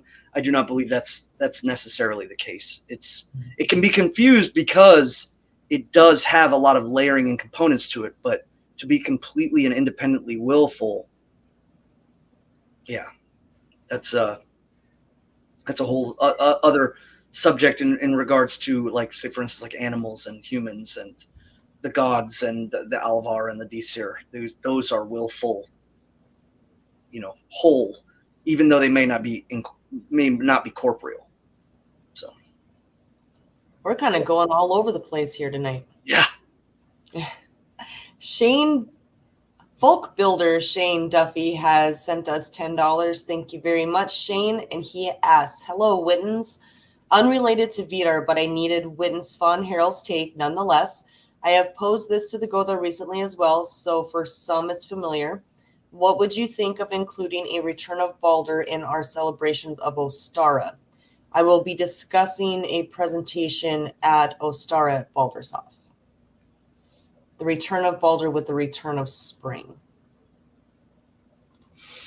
Well, I think culturally we have connected the deep significance of the understanding of the complete rise and the complete fall, if you will, as being correlated to the mid-summer and the mid-winter. I think that there, again, with Mother's Night and with honoring Frigga, there's a sense of loss and remorse for the loss of the bold one amongst the Aesir. And then of course we correlate midsummer. The emanation though is an interesting point, because we do see Baldur as the source of emanation of light, of the expanse of the folk soul, expanse of boldness and things of that nature. In direct correlation to Ostara, I could see it, and I think that every holy tide there is perhaps an Aus or an Ausenir that are correlated heavily to a holy tide, but there are others too that for instance, during winter finding, a lot of times we hold great honorings towards Ullr, but also to Iduna or Idun, and so there's no disrespect towards Ullr, but in essence we're spreading our love and our devotion towards multiple gods. So I mean, honoring Baldur during Ostara I don't think is wrong at all. I mean, I don't think honoring any of the gods at any time, and especially with the significance of understanding the radiance of light, of understanding the spreading or the emergence of light from darkness, by no means do I think that's misplaced. But culturally I think we focus on Ostara and we focus on Baldur during midsummer, but again, that convergence time, the day rune and the expansion of light from darkness does have, I think, significance. So could it be incorporated? Absolutely. I don't think there's anything wrong with that. All right. Ryan Oren Wotan's son asks, question, do you think there's a spiritual significance of Ask and Embla coming from trees, while trees come from Ymir's head, aka the noble part? Okay, so one of the things about I guess the seeing of the upper part as being the noble and the lower part being the ignoble, because again, if we are to place that polaric sense, we'd have to look at the opposite side. I mean, the significance of the grass and the trees being of the hair, and the stones being of the bones and things like that is mentioned. We're seeing again the poetics of it. As related to Ask and Embla, one thing that's worth noting is said that they are unfaded and unrooted. That's the condition upon which they are found. So if there is any sort of language there that's being spoken, one of them is that there's a disconnect. That there is a complete disconnect, that the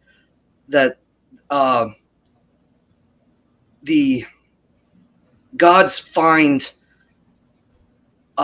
a canvas to work upon that's been separated from origin, or that the placement of the souls of mankind, because again, Ask and Embla do represent the entirety of the folk, both men and women, and seeing the generation of starting is that they are separated from the natural.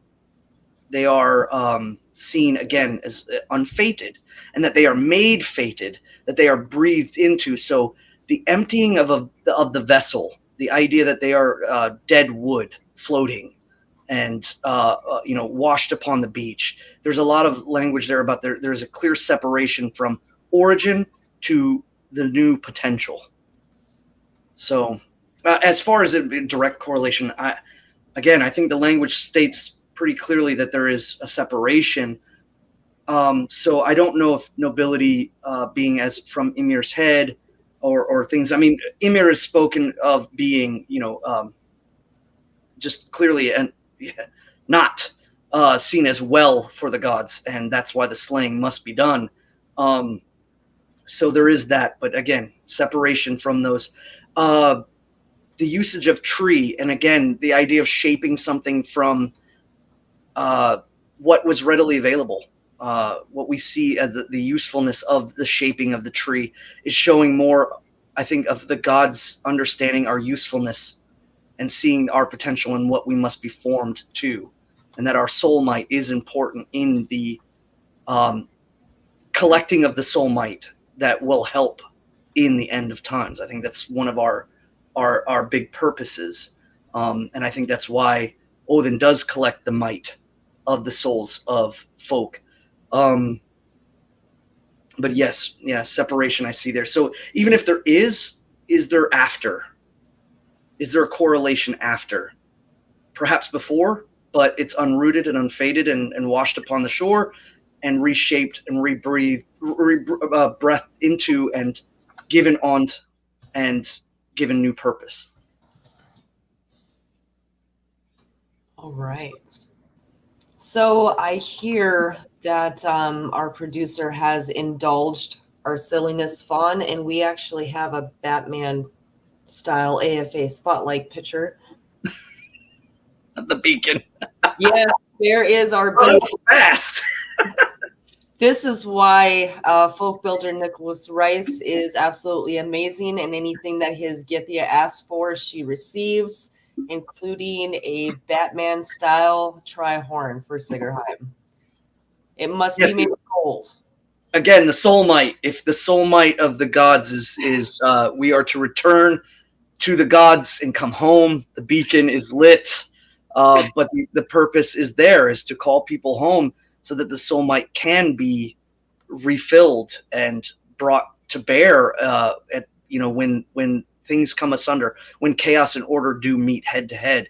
Our soul might is imperative in that process, and I think that's a grander purpose that is the reasoning for the breath to be brought about, the shape to be made, for the folk to be focused upon and lifted by the gods up and into the world, is because he understood the purpose of what we would play in his staving off of that moment. But that moment will come, and when it does, the soul might of the folk will be a huge part in that. So come home. Folk come him. Yep. All right. Our next question that we have comes from Jamie. I have a question. Did Víðarr take Odin's place as king of the gods after Ragnarok was over? It specifically states about Víðarr and Váli taking stead. It's interesting when we look at the correlation of things. First and foremost, it's worth noting that Víðarr's mother is Gríðr. Gríðr is, by Snorri's account, and he does this a lot, where he kind of, when he sees really elder divine, he kind of slaps Jotun on it. I think sometimes just, he's just slapping it on there. But it's worth noting that the benefits that Gríðr gave to the gods in making her allegiance happened before she gave birth to Víðarr. But Gríðr is a part of the earth and part of the middle world. And so again, there is the sky and the earth producing yet another. And it's worth noting that it's said he's, nearly as strong as Thor. So again, I think that's another connective tissue to understanding the earth giving birth by the divine of. But I think it's also important to know that, like, again, his foot is placed within the physical realm, and he creates that axis point again, kind of like his steading is like an Irminsul anew. But it is mentioned specifically that Víðarr and Vali will take stead, and then Baldur and Nanna return, and Magni and Modi then take the weapons, the weapon of their father. Though it is also again worth noting, Gríðr gives Thor a iron rod called Gríðavol, and it's at Thorshof when you see in the Godstead there is a rod in his belt, and that weapon is the weapon before Mjolnir, and that was given to Thor by Gríðr. So again, we see Magni and Modi taking the stead and taking the weapons. There are two weapons. So I've often always taken that as one is to take the rod, the other to take the hammer, but that Víðarr and Vali are again taking up their stead in order and dominion, and Víðarr's specific place is maintaining the axis. Okay. Shiro asks, can you suggest Havamal and Voluspa translations? Does the AFA have a suggested Poetic Edda translation? So I personally, and it's going to be based on how you relate to it and how you understand it and what you can take from it and how you can read it. I am personally a Bray fan. I like Bray. That's my favorite. But what I always recommend people doing is taking as many translations as possible. Bellows, Bray, Thorpe, Hollander, Larrington is really good. So you've got Jackson Crawford's, you've got what was the other one that we were just looking at the other day? Chisholm, I think it was. Yes. There are several different translations. Even people who may not believe exactly the ways that you do, they may not like the AFA. That doesn't matter. You can still take all of their translations and put them all together and break them down. And you will find that some you relate to better than others. I'm personally a fan of Bray. That's usually my go-to. I highly recommend, and I actually have our Godar students do this as well, is go through them and write them side by side, whether that is in a notebook, whether that is on the computer, whatever you want to do, but take those translations and break them down and write them side by side. And you're going to see some differences in numbering, especially in Voluspa. You're going to see a lot of difference in the numbering of them, but read through the whole thing, pick them out and block them together where they go.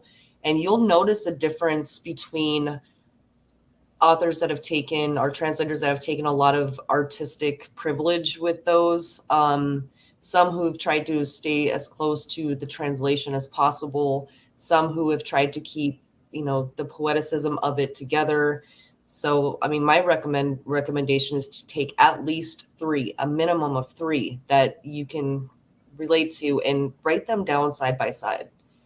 Svan, what are your recommendations on those? Yeah, I think, basically what you were saying is the official is that there isn't an official, but that the utilization of multiple translations in order to find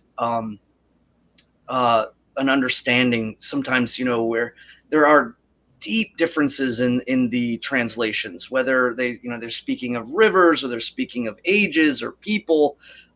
We were just discussing some of this stuff earlier. The only way that you can really see those is by looking at all of them. So a lot of times and you can find these on the internet. They are available where you can see multiple translations of every verse with the Old Norse initial, and then every scholastic like translation.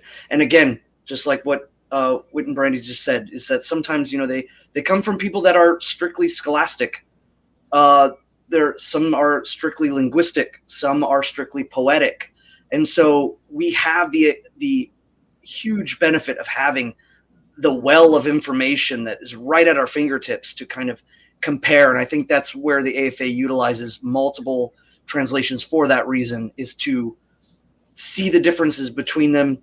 And again, it's that this instigates conversation for us to ask questions about, well, in this translation, he speaks of rivers descending, and then in this translation there seems to be a kenning in relation to, say, the desire for mankind being the desire of sons and things like that. And so we kind of go through and try to understand perhaps why certain translators have chosen certain things to say and what their reasonings are. But we don't take one as like a biblical sense where there's just one way and this is the only way. It's again, it's when you look at all of them together, that's not the way our faith works. Is we don't have this like pinnacle singular Bible, and we know that because the stories were compiled down and then of course are translated into various languages. So if you're German, or if you're from the Netherlands, or you're from France, these translations could be drastically different. Or if you're an English speaker, if you're looking at Dumazil, or if you're looking at Bellows, or there's a lot to be had there. So I would say the best thing to do is find as many variations and translations in relation to the Old Norse. And again, ultimately, like, having a lexicon of understanding the Old Norse is important, but at the same time, you can't be 100% about that either. And I think some people do take the folly of that, where they take liberation in saying that, oh, the Old Norse means this, and that requires a lot of delving into kenning work, poetic works, and the language at the time. Some people will shoot straight in the dark and say, oh, well, this Old Norse word means this. And that's not always the case, especially when you start looking at other people's translations and looking into why they chose certain ways to say it. You begin to realize that, again, kenning work is not something you can just immediately pin down. You see that in Fafhrudismal and Grimnismal, where they, there's no one definitive sense. And so that requires, I think, study and cross examination of all of them. And I know no matter how many years you read the lore and how long you study it, you're always going to find something new in there. No matter how many times, you're always going to find, especially when you start comparing the translations, you're going to go, wait a minute, I did not realize that might not be what I thought it was. Right. Or until you have a conversation with a group of people with different translations, or you have a conversation with Svan that will open your eyes on it. You're always going to learn something no matter how many times you read it, and you can't go wrong with too many translations. So I'd get as many as you can. All right. Our next question is, has the AFA or the members of the AFA interacted with the Artsgemeinschaft Germanic faith community at all? Not that I know of. I can't speak for individual members unless Svan. I believe Asatru Okay. did. He's spoken of it quite a few times in his visit to Sweden, that there were members from Germany there that had come up. They had heard that Asatru and some of the folks that were going over, they made a trip of it, and a lot of people built up the funds to get over there and to hold ceremony and frith with our Swedish, brothers and sisters. And there were Germans that had come up after hearing this and wanted to spend time and hold bloat with the Americans and the Swedes. So there was that, but outside of that, I'm not 100% sure. Just specifically that story that I we've discussed about. But I remember him talking when we were doing stuff for the history project, is that was one of the most amazing experiences that he had when he was over in Sweden, and they were having bloat in and honoring the gods in like 6 different languages. It was just something that really meant a lot to him. So I remember that. Yeah, he was talking yeah, about when he was in Sweden, and there was people from Germany, and there was people from Italy, and people from Norway and Sweden and all over Europe. And there was so many languages being spoken there. It was a beautiful thing to see. yeah, and the fact that they had come after hearing that was seen as a great gesture of frith between us. I think that we sought that they actually sought out to come there, and when they did show up and share their time, everyone was again doing their own. You could tell culturally too. There's some differences. The Americans and the Swedes and the Germans had very unique ways, but they were sharing them all, and it was all the folk that were from Germany were spoken of very highly of by the Asatru. So. All right, we have another question from Obsidian Skull.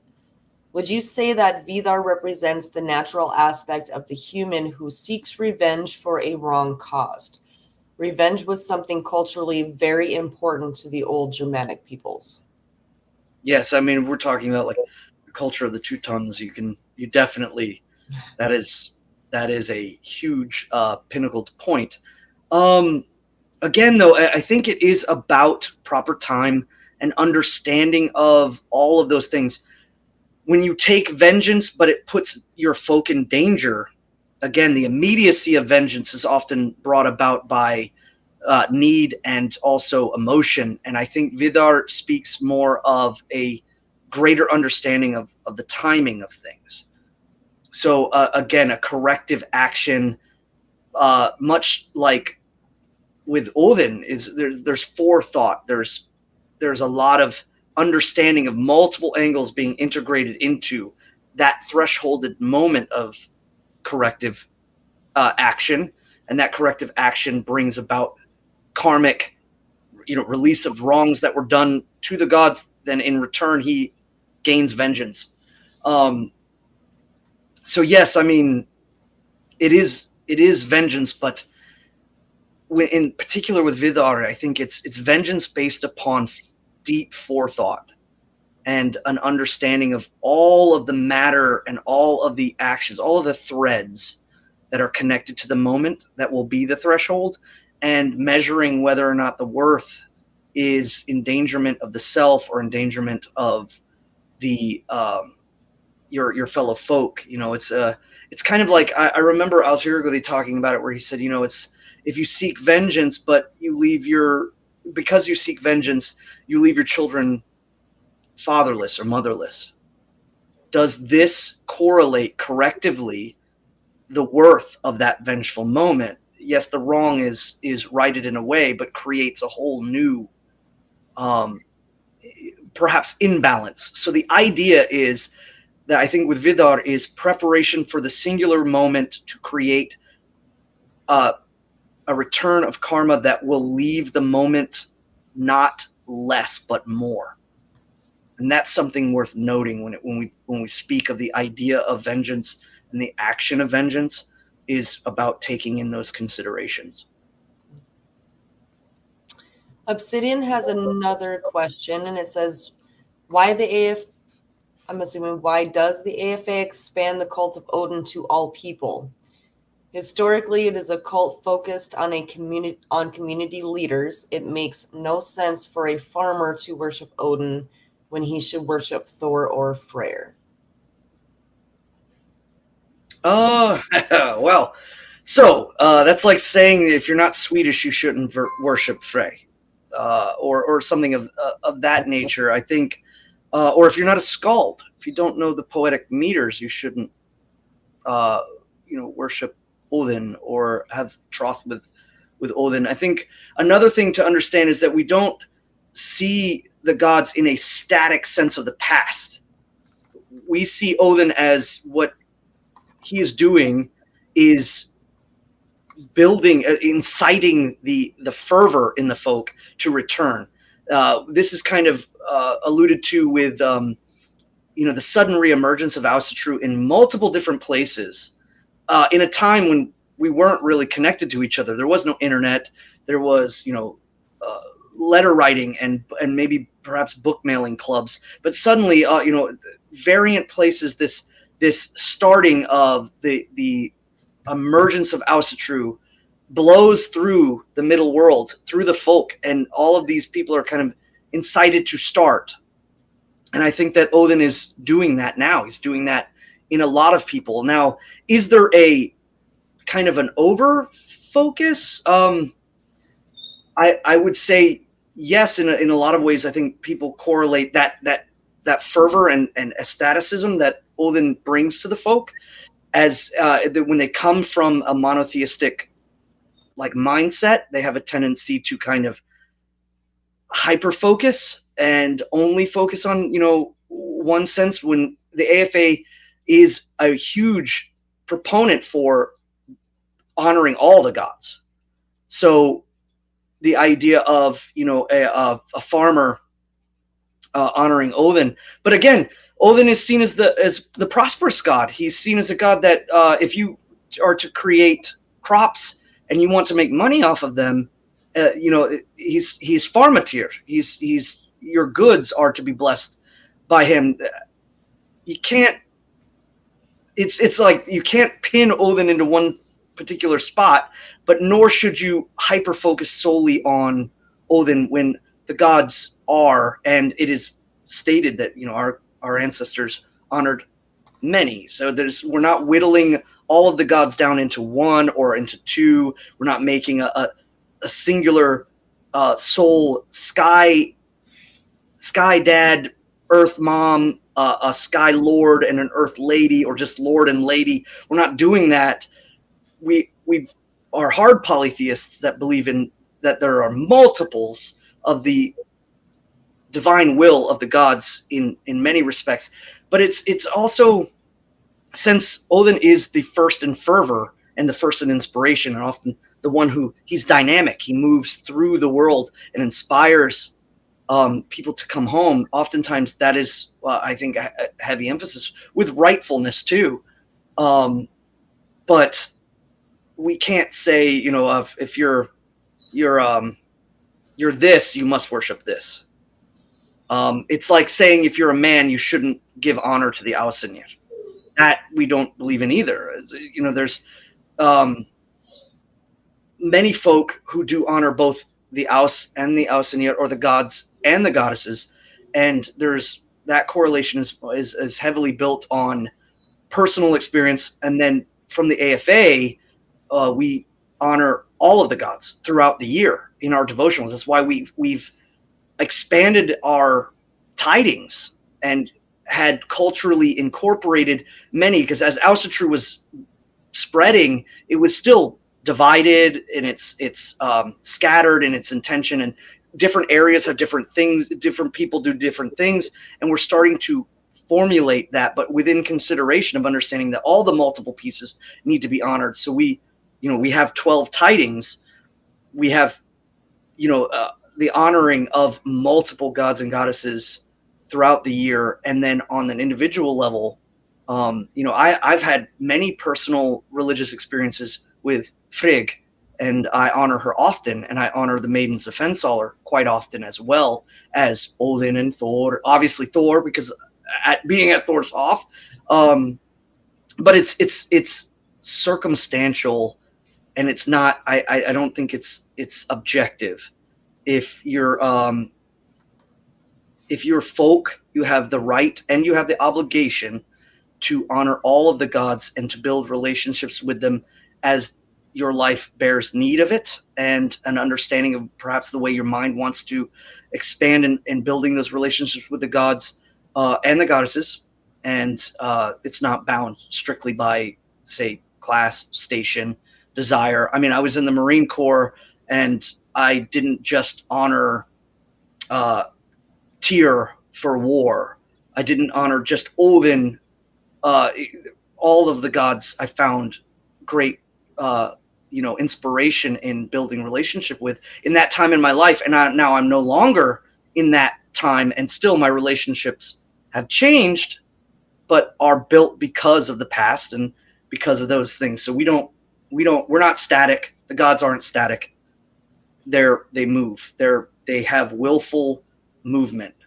And so we have to see them as that. They're not just in the stories. They're not just in the poems. They're here now, and they interact with us. Who are we to say that you can't, honor Odin if you are a tradesman or a worker.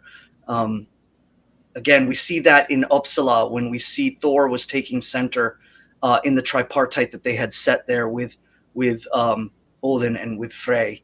And I believe that they moved those. The center spot was, during harvest, or perhaps during the need or the relationship, that all folks, and again during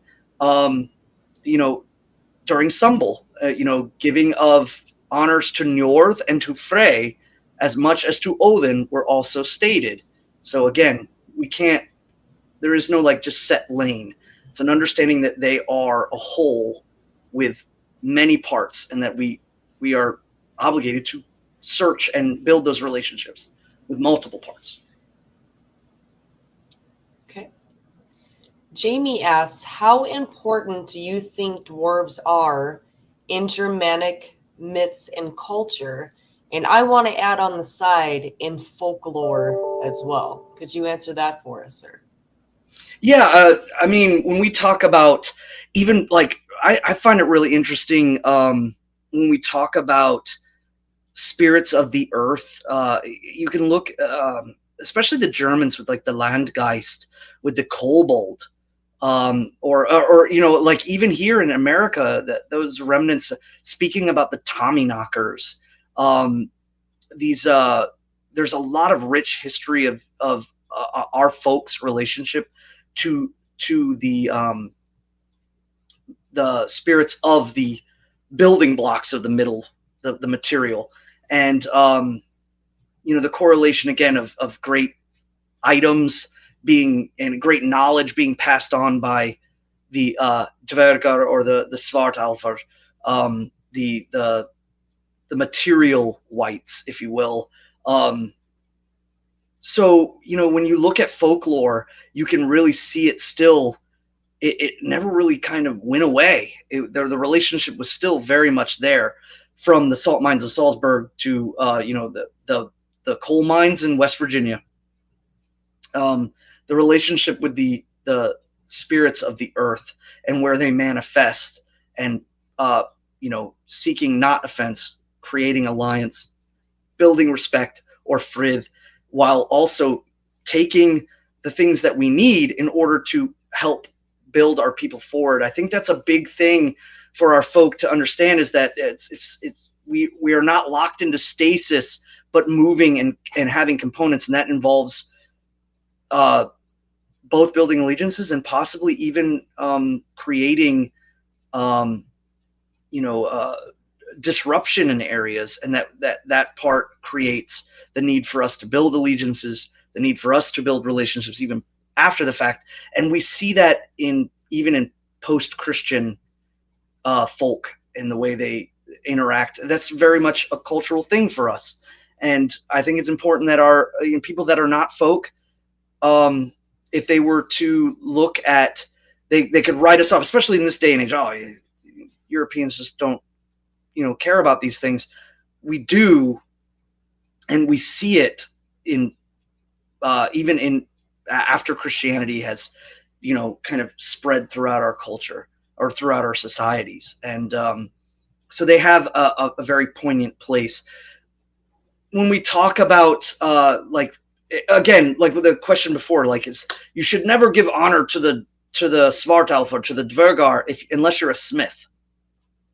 That's not the correct way of thinking is it's correlated on what happens. It's subjective.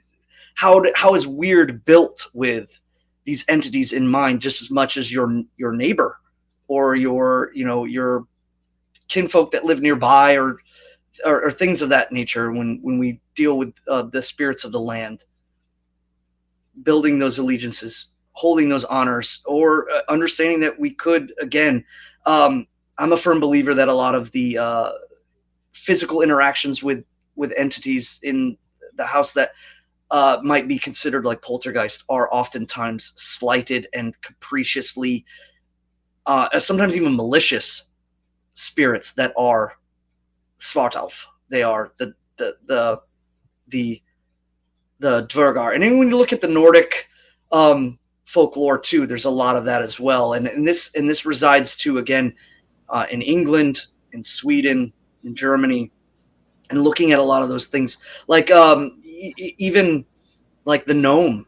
When we talk about like, yes, I know their origins like linguistically might come from alchemical practice of like magic and things like that, but understanding what they represent in their connection to the material, it has a lot of place. I always say like the gnome is like the French Dvergar. It's the French or Frankish like kind of modernish name for a Svartalf.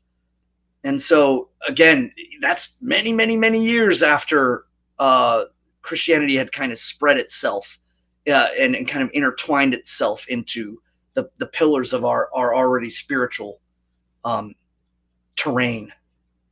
So I think it's important, but it's not, again, objective. It's subjective based on where you live and perhaps even to where your ancestors or the considerations of those things, like if you move to Iceland or if you move to West Virginia, and the relationships that they may have with those spirits from before, good or bad, and rectifying them, making peace with them, or building allegiance or taking responsibility of the land and seeking Friv, if you will. It's just generally seen as that those spirits are not always accepting of that Friv, and oftentimes cause issues, or sometimes, again, they can be helpful, like the kobolds knocking on the walls, and some of our folk taking that to mean like, oh, this could be a collapse, and we're being warned by the spirits that this is, or that some took it as an antithesis, that they were working against us to keep us out of certain places because they had taken offense. That's, again, it depends on the situation. Thank you, sir.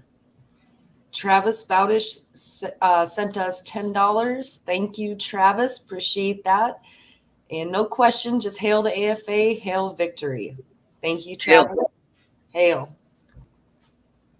See, the next question we've got for you, Svan. Aren't the Alfar, mainly Dokkalfar and Vargar, dead people? When Freyr installed the Mound Ages and finished the Burning Ages, it made that pretty clear. Well, so the Mound Ages and Burning Ages, if you reading like The Road to Hell is a great book, kind of covering about the funeral practices of mound building and burning. And I think the migration period of our folk, especially when we were fighting wars with each other, and when we were fighting wars for like when many of our folk were part of the Foderati, and during the migration periods with like Odoker and the battles in Ravenna and the Lombards taking over the Alps and things like that, we have seen the Burning Age and the Mound Age kind of go back and forth. It wasn't necessarily settled. I mean, it's worth noting too that when Snorri even speaks of it, he euhemerizes the gods as being mortals, but there's this time in which like Odin is taken to height, but then dies in the story, and I think this would be more correlative to perhaps the worship or the folk kind of focusing themselves on that, and then they return to Njord, or Njord takes stead after, and so this again correlates to this burning time, mound building time. But our folk were again, because of migrations, or in Iceland, like there's not a lot of trees. The trees are scarce, and the wood was extremely valuable in usage for ships, in usage for housing. And again, we had to correlate stone. So mound building like became a thing again in Iceland, even though burning was already established from before, especially in Norway, because wood was readily available. So I would say it's not settled so much as you can see it kind of ping-ponging back and forth based upon these things. Now, Doc Alfar, yes, I am of the belief that Doc Alfar are, again, Alvar that were once mortal and are deeply connected to the mounds, whether we, in English, the barrow white, if you will, the barrow vetter, and we say white as in W-I-G-H-T. The English word kind of gets muddled when we talk about the color white and when we talk about the spirit white, and how the spelling is lost because people just sometimes hear that. So yes, the Dok Alfar are, again, once mortal, but Alvar is a broad term. It's a title, and that title means, again, that not quite a god, not quite a mortal, somewhere in between, and in heavily focusing on that. So Dok Alvar versus Svart Alvar, I think, is what you were referencing. When I saw Dok Alvar / Dvergar, I saw two separate things. I see the Dok Alvar in their correlation to the dead. I think we see them, especially when there's heavy, loss in battles and in sacred places. Whether it was the Nemetons of our Gaulish cousins or the groves of the Teutonic folk, there are Alvar that were once mortal that are set to protect those places, and then the Dvergar or Svart Alvar are actually more and older. They're not of a mortal origin. They have originated themselves from the beginning of the formulation of Ymir.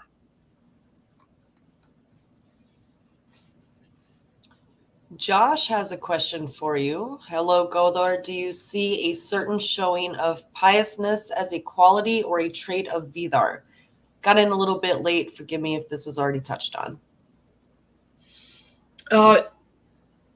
Yes, as a quality and a trait, a piousness to, I would say too, again, piousness to the preparation of a moment.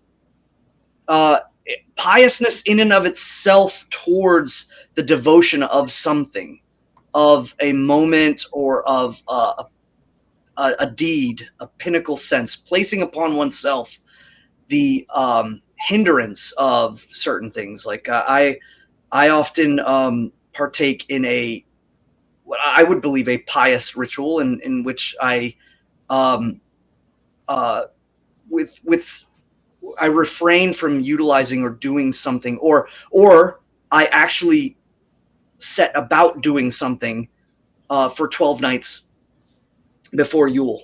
And I take this as a moment, a set block of time in which I can either abstain from something or commit myself to action of something. But in that is piousness, the piousness, whatever form it might be. So that's what I'm trying to get at, is like, it's not always necessarily piousness as an action, but piousness is cultivated from the action or the inaction, the removal of oneself from it, or the taking up of the action into it at the right time.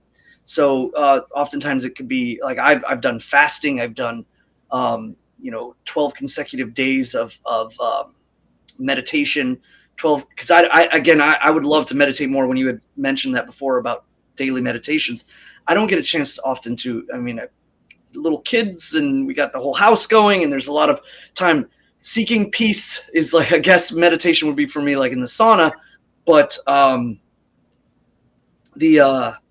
idea of taking up an action, like whether I'm going to, for 12 days consecutively, commit to doing a deed, whether it's daily devotional, whether it's running a mile. I've done that once before. I used to be a very avid runner. I'm not so much now, but as more I prefer to work out and lift weights and things. But I used to, like, I one time had committed to the action and piety of my devotion was to go out and run a mile for 12 days. So a total of 12 miles for it. And it was solely done with dedication, not only to myself in getting better, but in dedication to the gods and understanding our purpose, and having kind of, moments of clarity in those times to further understand, I think, like how humanity and our soul might affects the gods.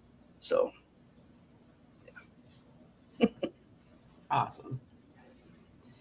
Matthew Gordon asks, is there anything in the stories and sagas about ritual tattoos? Whenever I get tattooed, I feel connected.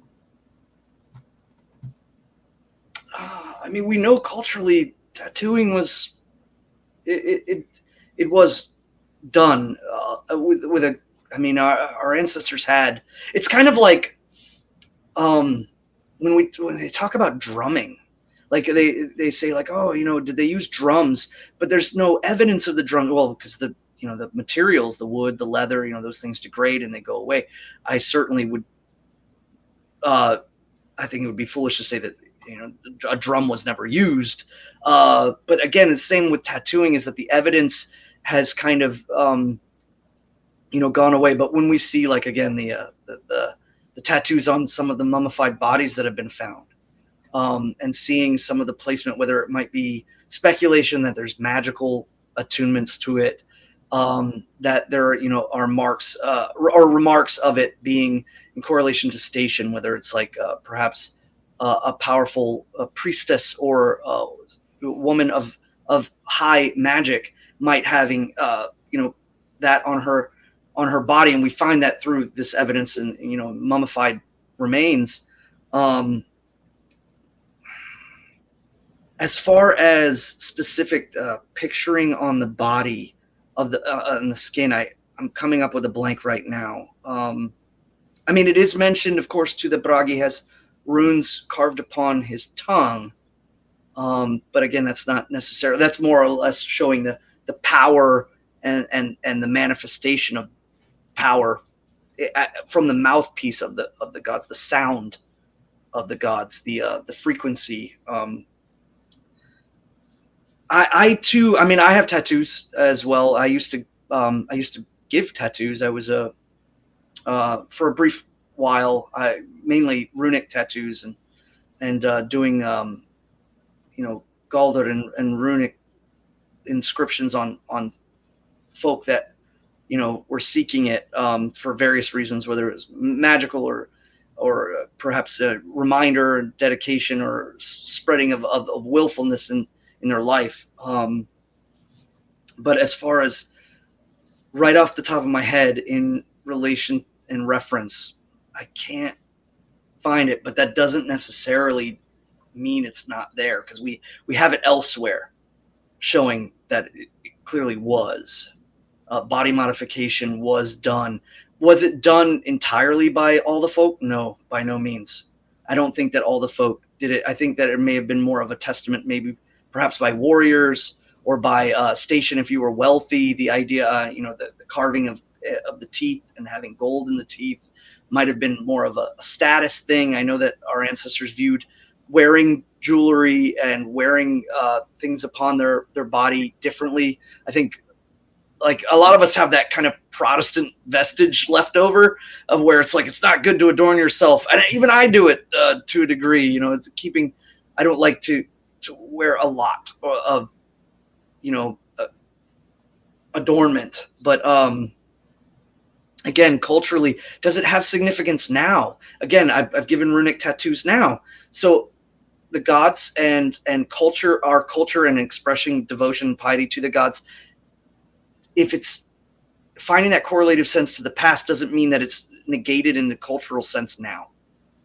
Expression to the gods and devotion to the gods, and again, too, that self-sacrifice, that pain, I think does have a religious component. The same as when we suffer through, going utsiti and going out into the cold, or again, going without food for long periods of time, or committing to silence for long periods of time, whether in mourning.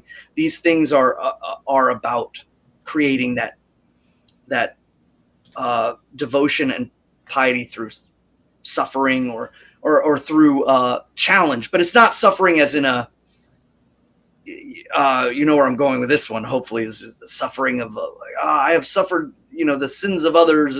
That kind of stuff I don't think is what, no, we're not into that. It's more about the testament upon ourselves to withstand that in order to show devotion. But I think it has cultural significance more than, say, perhaps like a decree from the gods, if you will. I think we only have a couple more questions tonight here, Svan. Okay. All right, I've got, if Loki is an agent of change, like a catalyst from within the tribe, could Utgard Loki be subversive, hostile, foreign change, or revolution from our enemies? I would say the opposite, actually, because Loki is an outsider. And so the difference is that Loki is an outsider in, and Utgard Loki is an outsider that is gone too. So it is known from the onset that Utgard Loki is an outsider that is, again, being interacted with. The danger is that Loki is the element of, I would say, subversiveness from within. And it starts off with, oftentimes with benefit. The idea is that, to keep around. I think that Loki is very much a warning that the benefit of the subversive within oftentimes shrouds. And I think that the gods and the stories are telling us about that, is that, when you take in, whether it's, even the gods took in Fenris, the idea is that, with Hela being placed in the lower, and Jormungandr in the middle, Fenris first was placed in the upper. He was in heaven. And so that is a correlation in and of itself, and Loki would be more subversive, whereas Fenris is quite, upfront, that the gods understood that this was a bad thing, that the rising power of Fenris was clear and was immediately met with action. The warning would be the subversive, making allegiances. And again, the question of why those allegiances were made, sometimes a catalyst of change isn't always necessarily good, as it is perhaps necessary for things to happen in a certain way. And I think that that Odin is certainly the god of that wisdom, but it's not necessarily, I would say, the wisdom of humanity to see all things and have all understanding of the consequences of bringing that subversive power element into the inner guard. So I would view Loki as subversive in the inner, and Utgard Loki is in the outer. His implementations of what he's in the outer realm is flowing from his place in the middle in Jotunheim, in that, seeing that further you go back from the middle, the further you go back into that realm of Jotunheim, is that's the influence and powers. But that's known from the onset. That's known in the beginning of the story. The problem is the unknown within is a problem. And eventually it forms into a malicious sense. It brings about the downfall of the Bold One by the hand of not only a physical brother, but also the blood brother. And so then there is this kinslay, and that kinslaying is seen as an atrocious mark. It is a moment of absolute, this is wrong. There is a wrongness there, and it is met with swift action afterwards, in which, Loki is bound. And if you know how he's bound, you can see the severity of his actions bringing about that. But it was far too late, and in a way, again, part of the overall destiny of the cycle. So yes, yeah, I would see it as opposite. Loki is definitely the subvert within, and Utgard Loki is the subvert without. Next question is from Lutisha, and she asked, "Where's your water, Brandy?" So my water tonight, I am hydrating with high fructose corn syrup and chocolate. Oh. There's water. It's in the ingredients.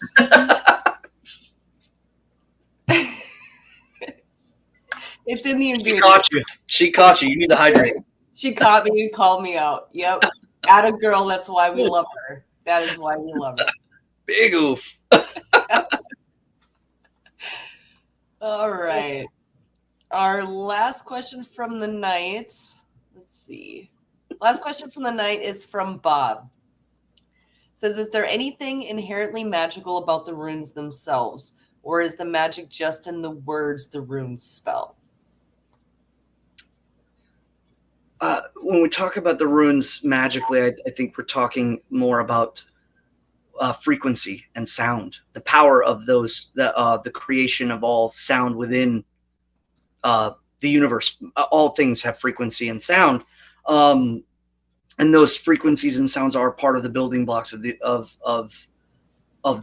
universe. And Odin, sacrificing or in essence transferring between his state as a divine being into the state of death of a divine being, to glimpse into that and to see those structural sounds, is what they truly are. But when we talk about the runes, after that, when we talk about how the runes were disseminated to the folk, we talk about the symbols and the inspiration for those symbols, where they might have come from, whether it's some people propone the idea that there's a mimicking of language from other folk, or of other cousins of the folk. If you're talking about like perhaps like getting it from the Romans or the Etruscans, there's some of that.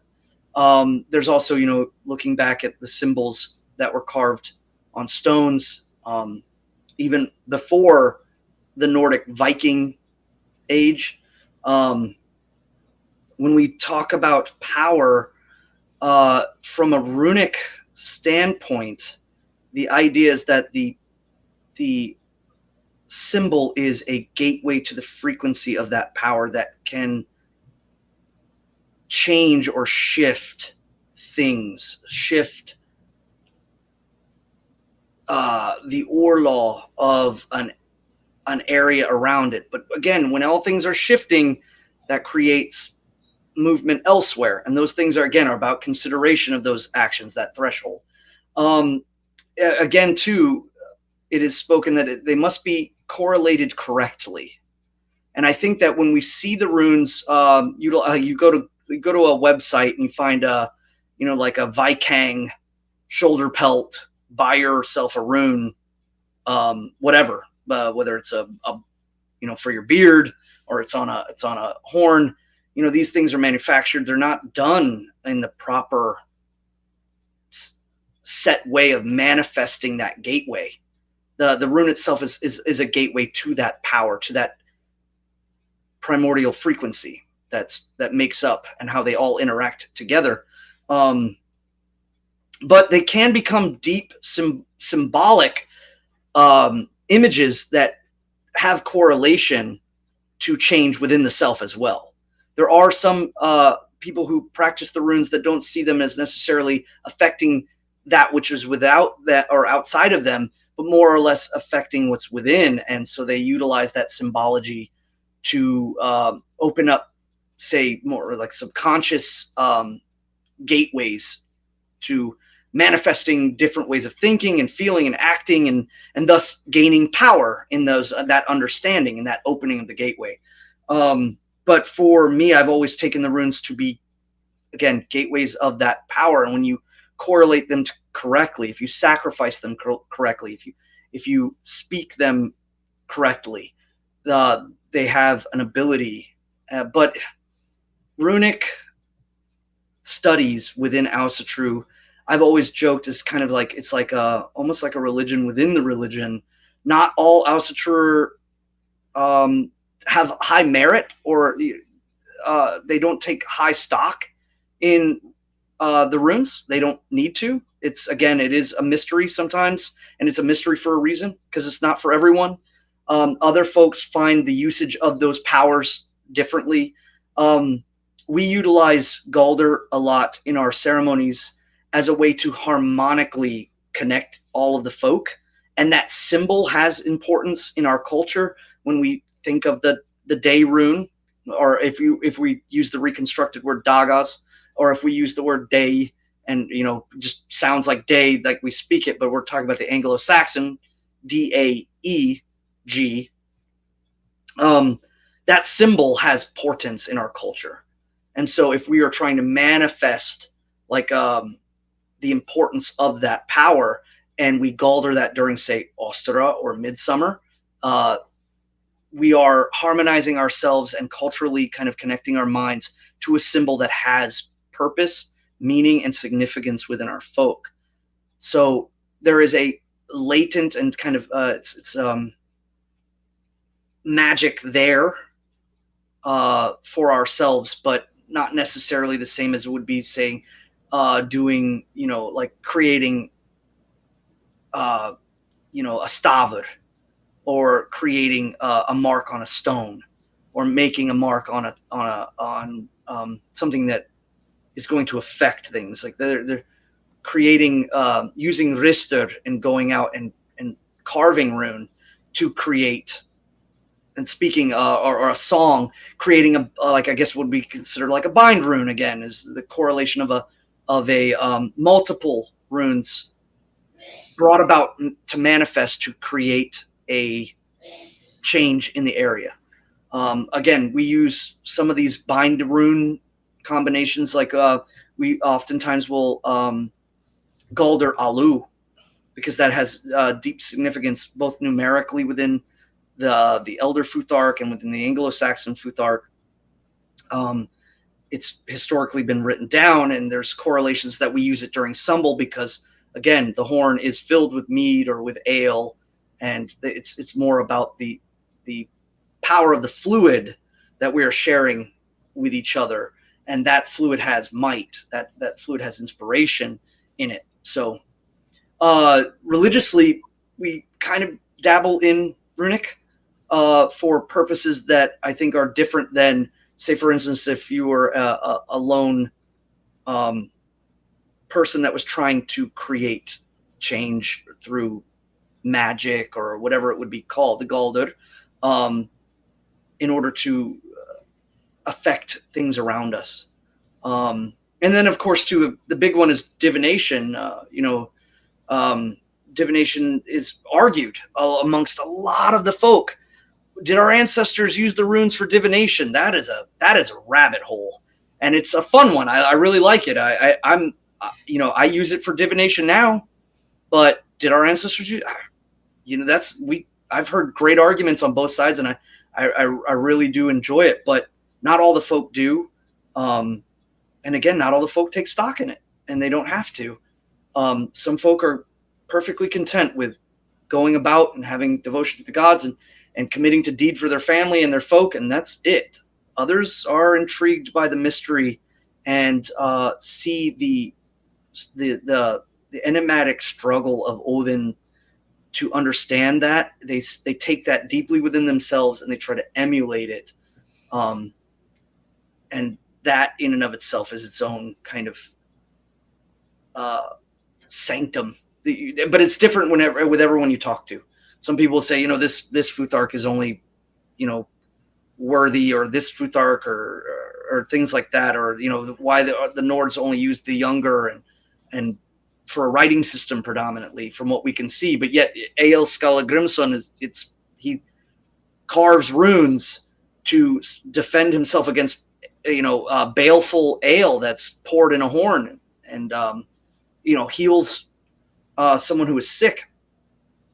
So we see both, and it really just depends on who you talk to and how interested they are, and you'll always find somebody that can counter signal it. And I don't. Again, I'm one of those people that don't take counter signaling as like, just no. I like to entertain it, debate with it, consider it, go home, go down rabbit holes, search further.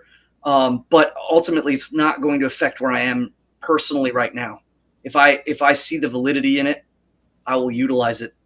So to answer your question, the runes are gateways to primordial powers, and you manifest them through certain steps in order to create a effect in the world around you. And it does depend, I think, greatly upon where you learn, who you learn from, and how you learn. And I think that's stated pretty clearly in the Runatal. And it's a hairy subject when you get into circles on the internet. So sometimes I think it would be best that you start off by doing it at home and focusing on written things and just gathering your own and utilizing what you see. If it works, and then it works. If it doesn't, then it doesn't. So you can't say that it doesn't work for others in that regards, because there are some folk that do believe heavily that that they have tapped into it, that they have made a change, and then other folks say no, these are just decorations, or these are just letters and words that we use to write messages down, because they have been, there's rune carvings in Scotland inside old halls that are like literally like a man's wife yelling at him. She's just not happy, or there's graffiti, that yes, there is, but that doesn't negate one to the other. I guess I did miss one question. Rabbi Moshe Goldstein wants to know if your wife is Icelandic and or Scandinavian. Did you preserve your Icelandic ancestry? No. I am pan-European. I believe in the entirety of the folk. I'm not a Nordicist, if you will, whether passively in my genes or vocally. I'm actually pretty open. I think coming to America has made me appreciate some of the spiritual additions that I'm Anglo and Nordic, but I take great pleasure in seeing some of the Scotch-Irish traditions of America, and I find a deep and loving respect and connection to that. I see. I don't purity spiral into that. I think is a big thing. Is we should not. It's I need you to fill out this DNA test before I marry you, because if you're not this percentage of Nordic, you're out of here. Like, no, not at all. In actuality, my wife is Welsh and Slavic. By her on one side of her family, she's her family's been connected to America for a very long time, and she descends from the Tews, Tew. And if anybody knows pirates, you might know Thomas Tew, and her family comes from Rhode Island. But the other side also moved to Rhode Island from the Ukraine. Back when the Bolsheviks were taking over Ukraine, her family, well, in actuality, not her family, just two of her family made it out. And it took all of their family and their finances to get those two young, the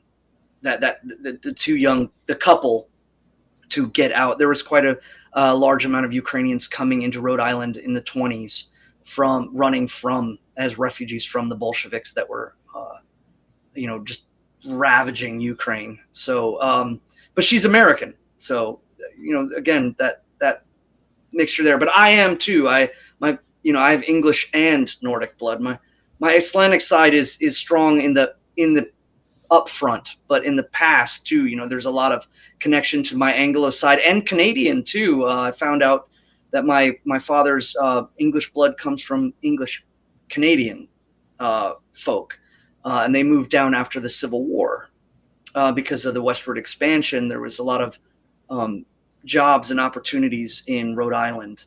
Again, my family's on my American side is from Rhode Island.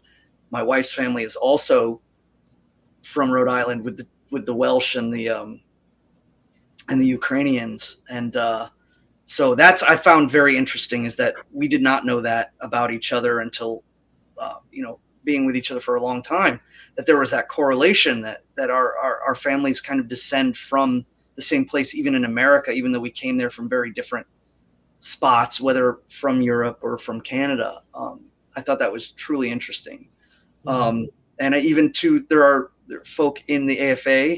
I'm speaking about you, cuz she knows who she is. That we found out that I am actually related through marriage to a prominent member of the AFA as well, and so in a way, I'm related to folk within the AFA from Rhode Island, through the Burlingame, and they're the Anglos that of that family.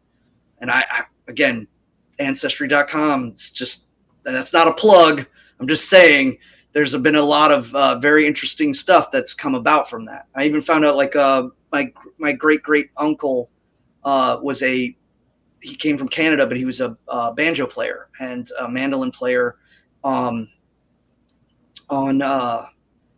played in Coney Island. He played all along the East Coast, and was part of a kind of one of those straw hat bands that played on the piers. And that banjo was in our attic for years, and my mother did not know where that came from. That came from my father, and it wasn't until I saw the picture of him with his band that I realized what that banjo was about. And then again, going to Baldershofen and running into the mandolin, that I and that connection to that instrument was, again, very strange how our ancestors kind of play in our modern lives. But yeah, no, my wife is not Icelandic.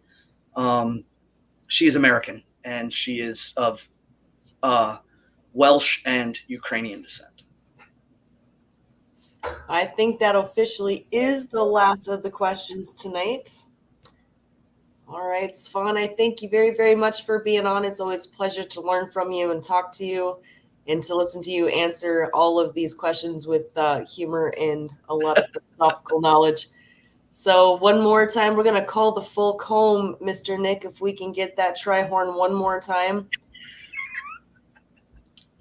So folk come home if we can get our light back up, and you can check us out at runestone.org if you like what you're doing. If you agree with what we've got going on and you want to be a part of that, please go to runestone.org and follow the light home over to your folk. All right. Thank you, Svan, very much. Thank you, everyone, for bearing with us this night. This is great. So with that, I just say, hail the gods, hail the folk, hail the AFA, and remember, victory never sleeps. Have a great week, everybody. Hail.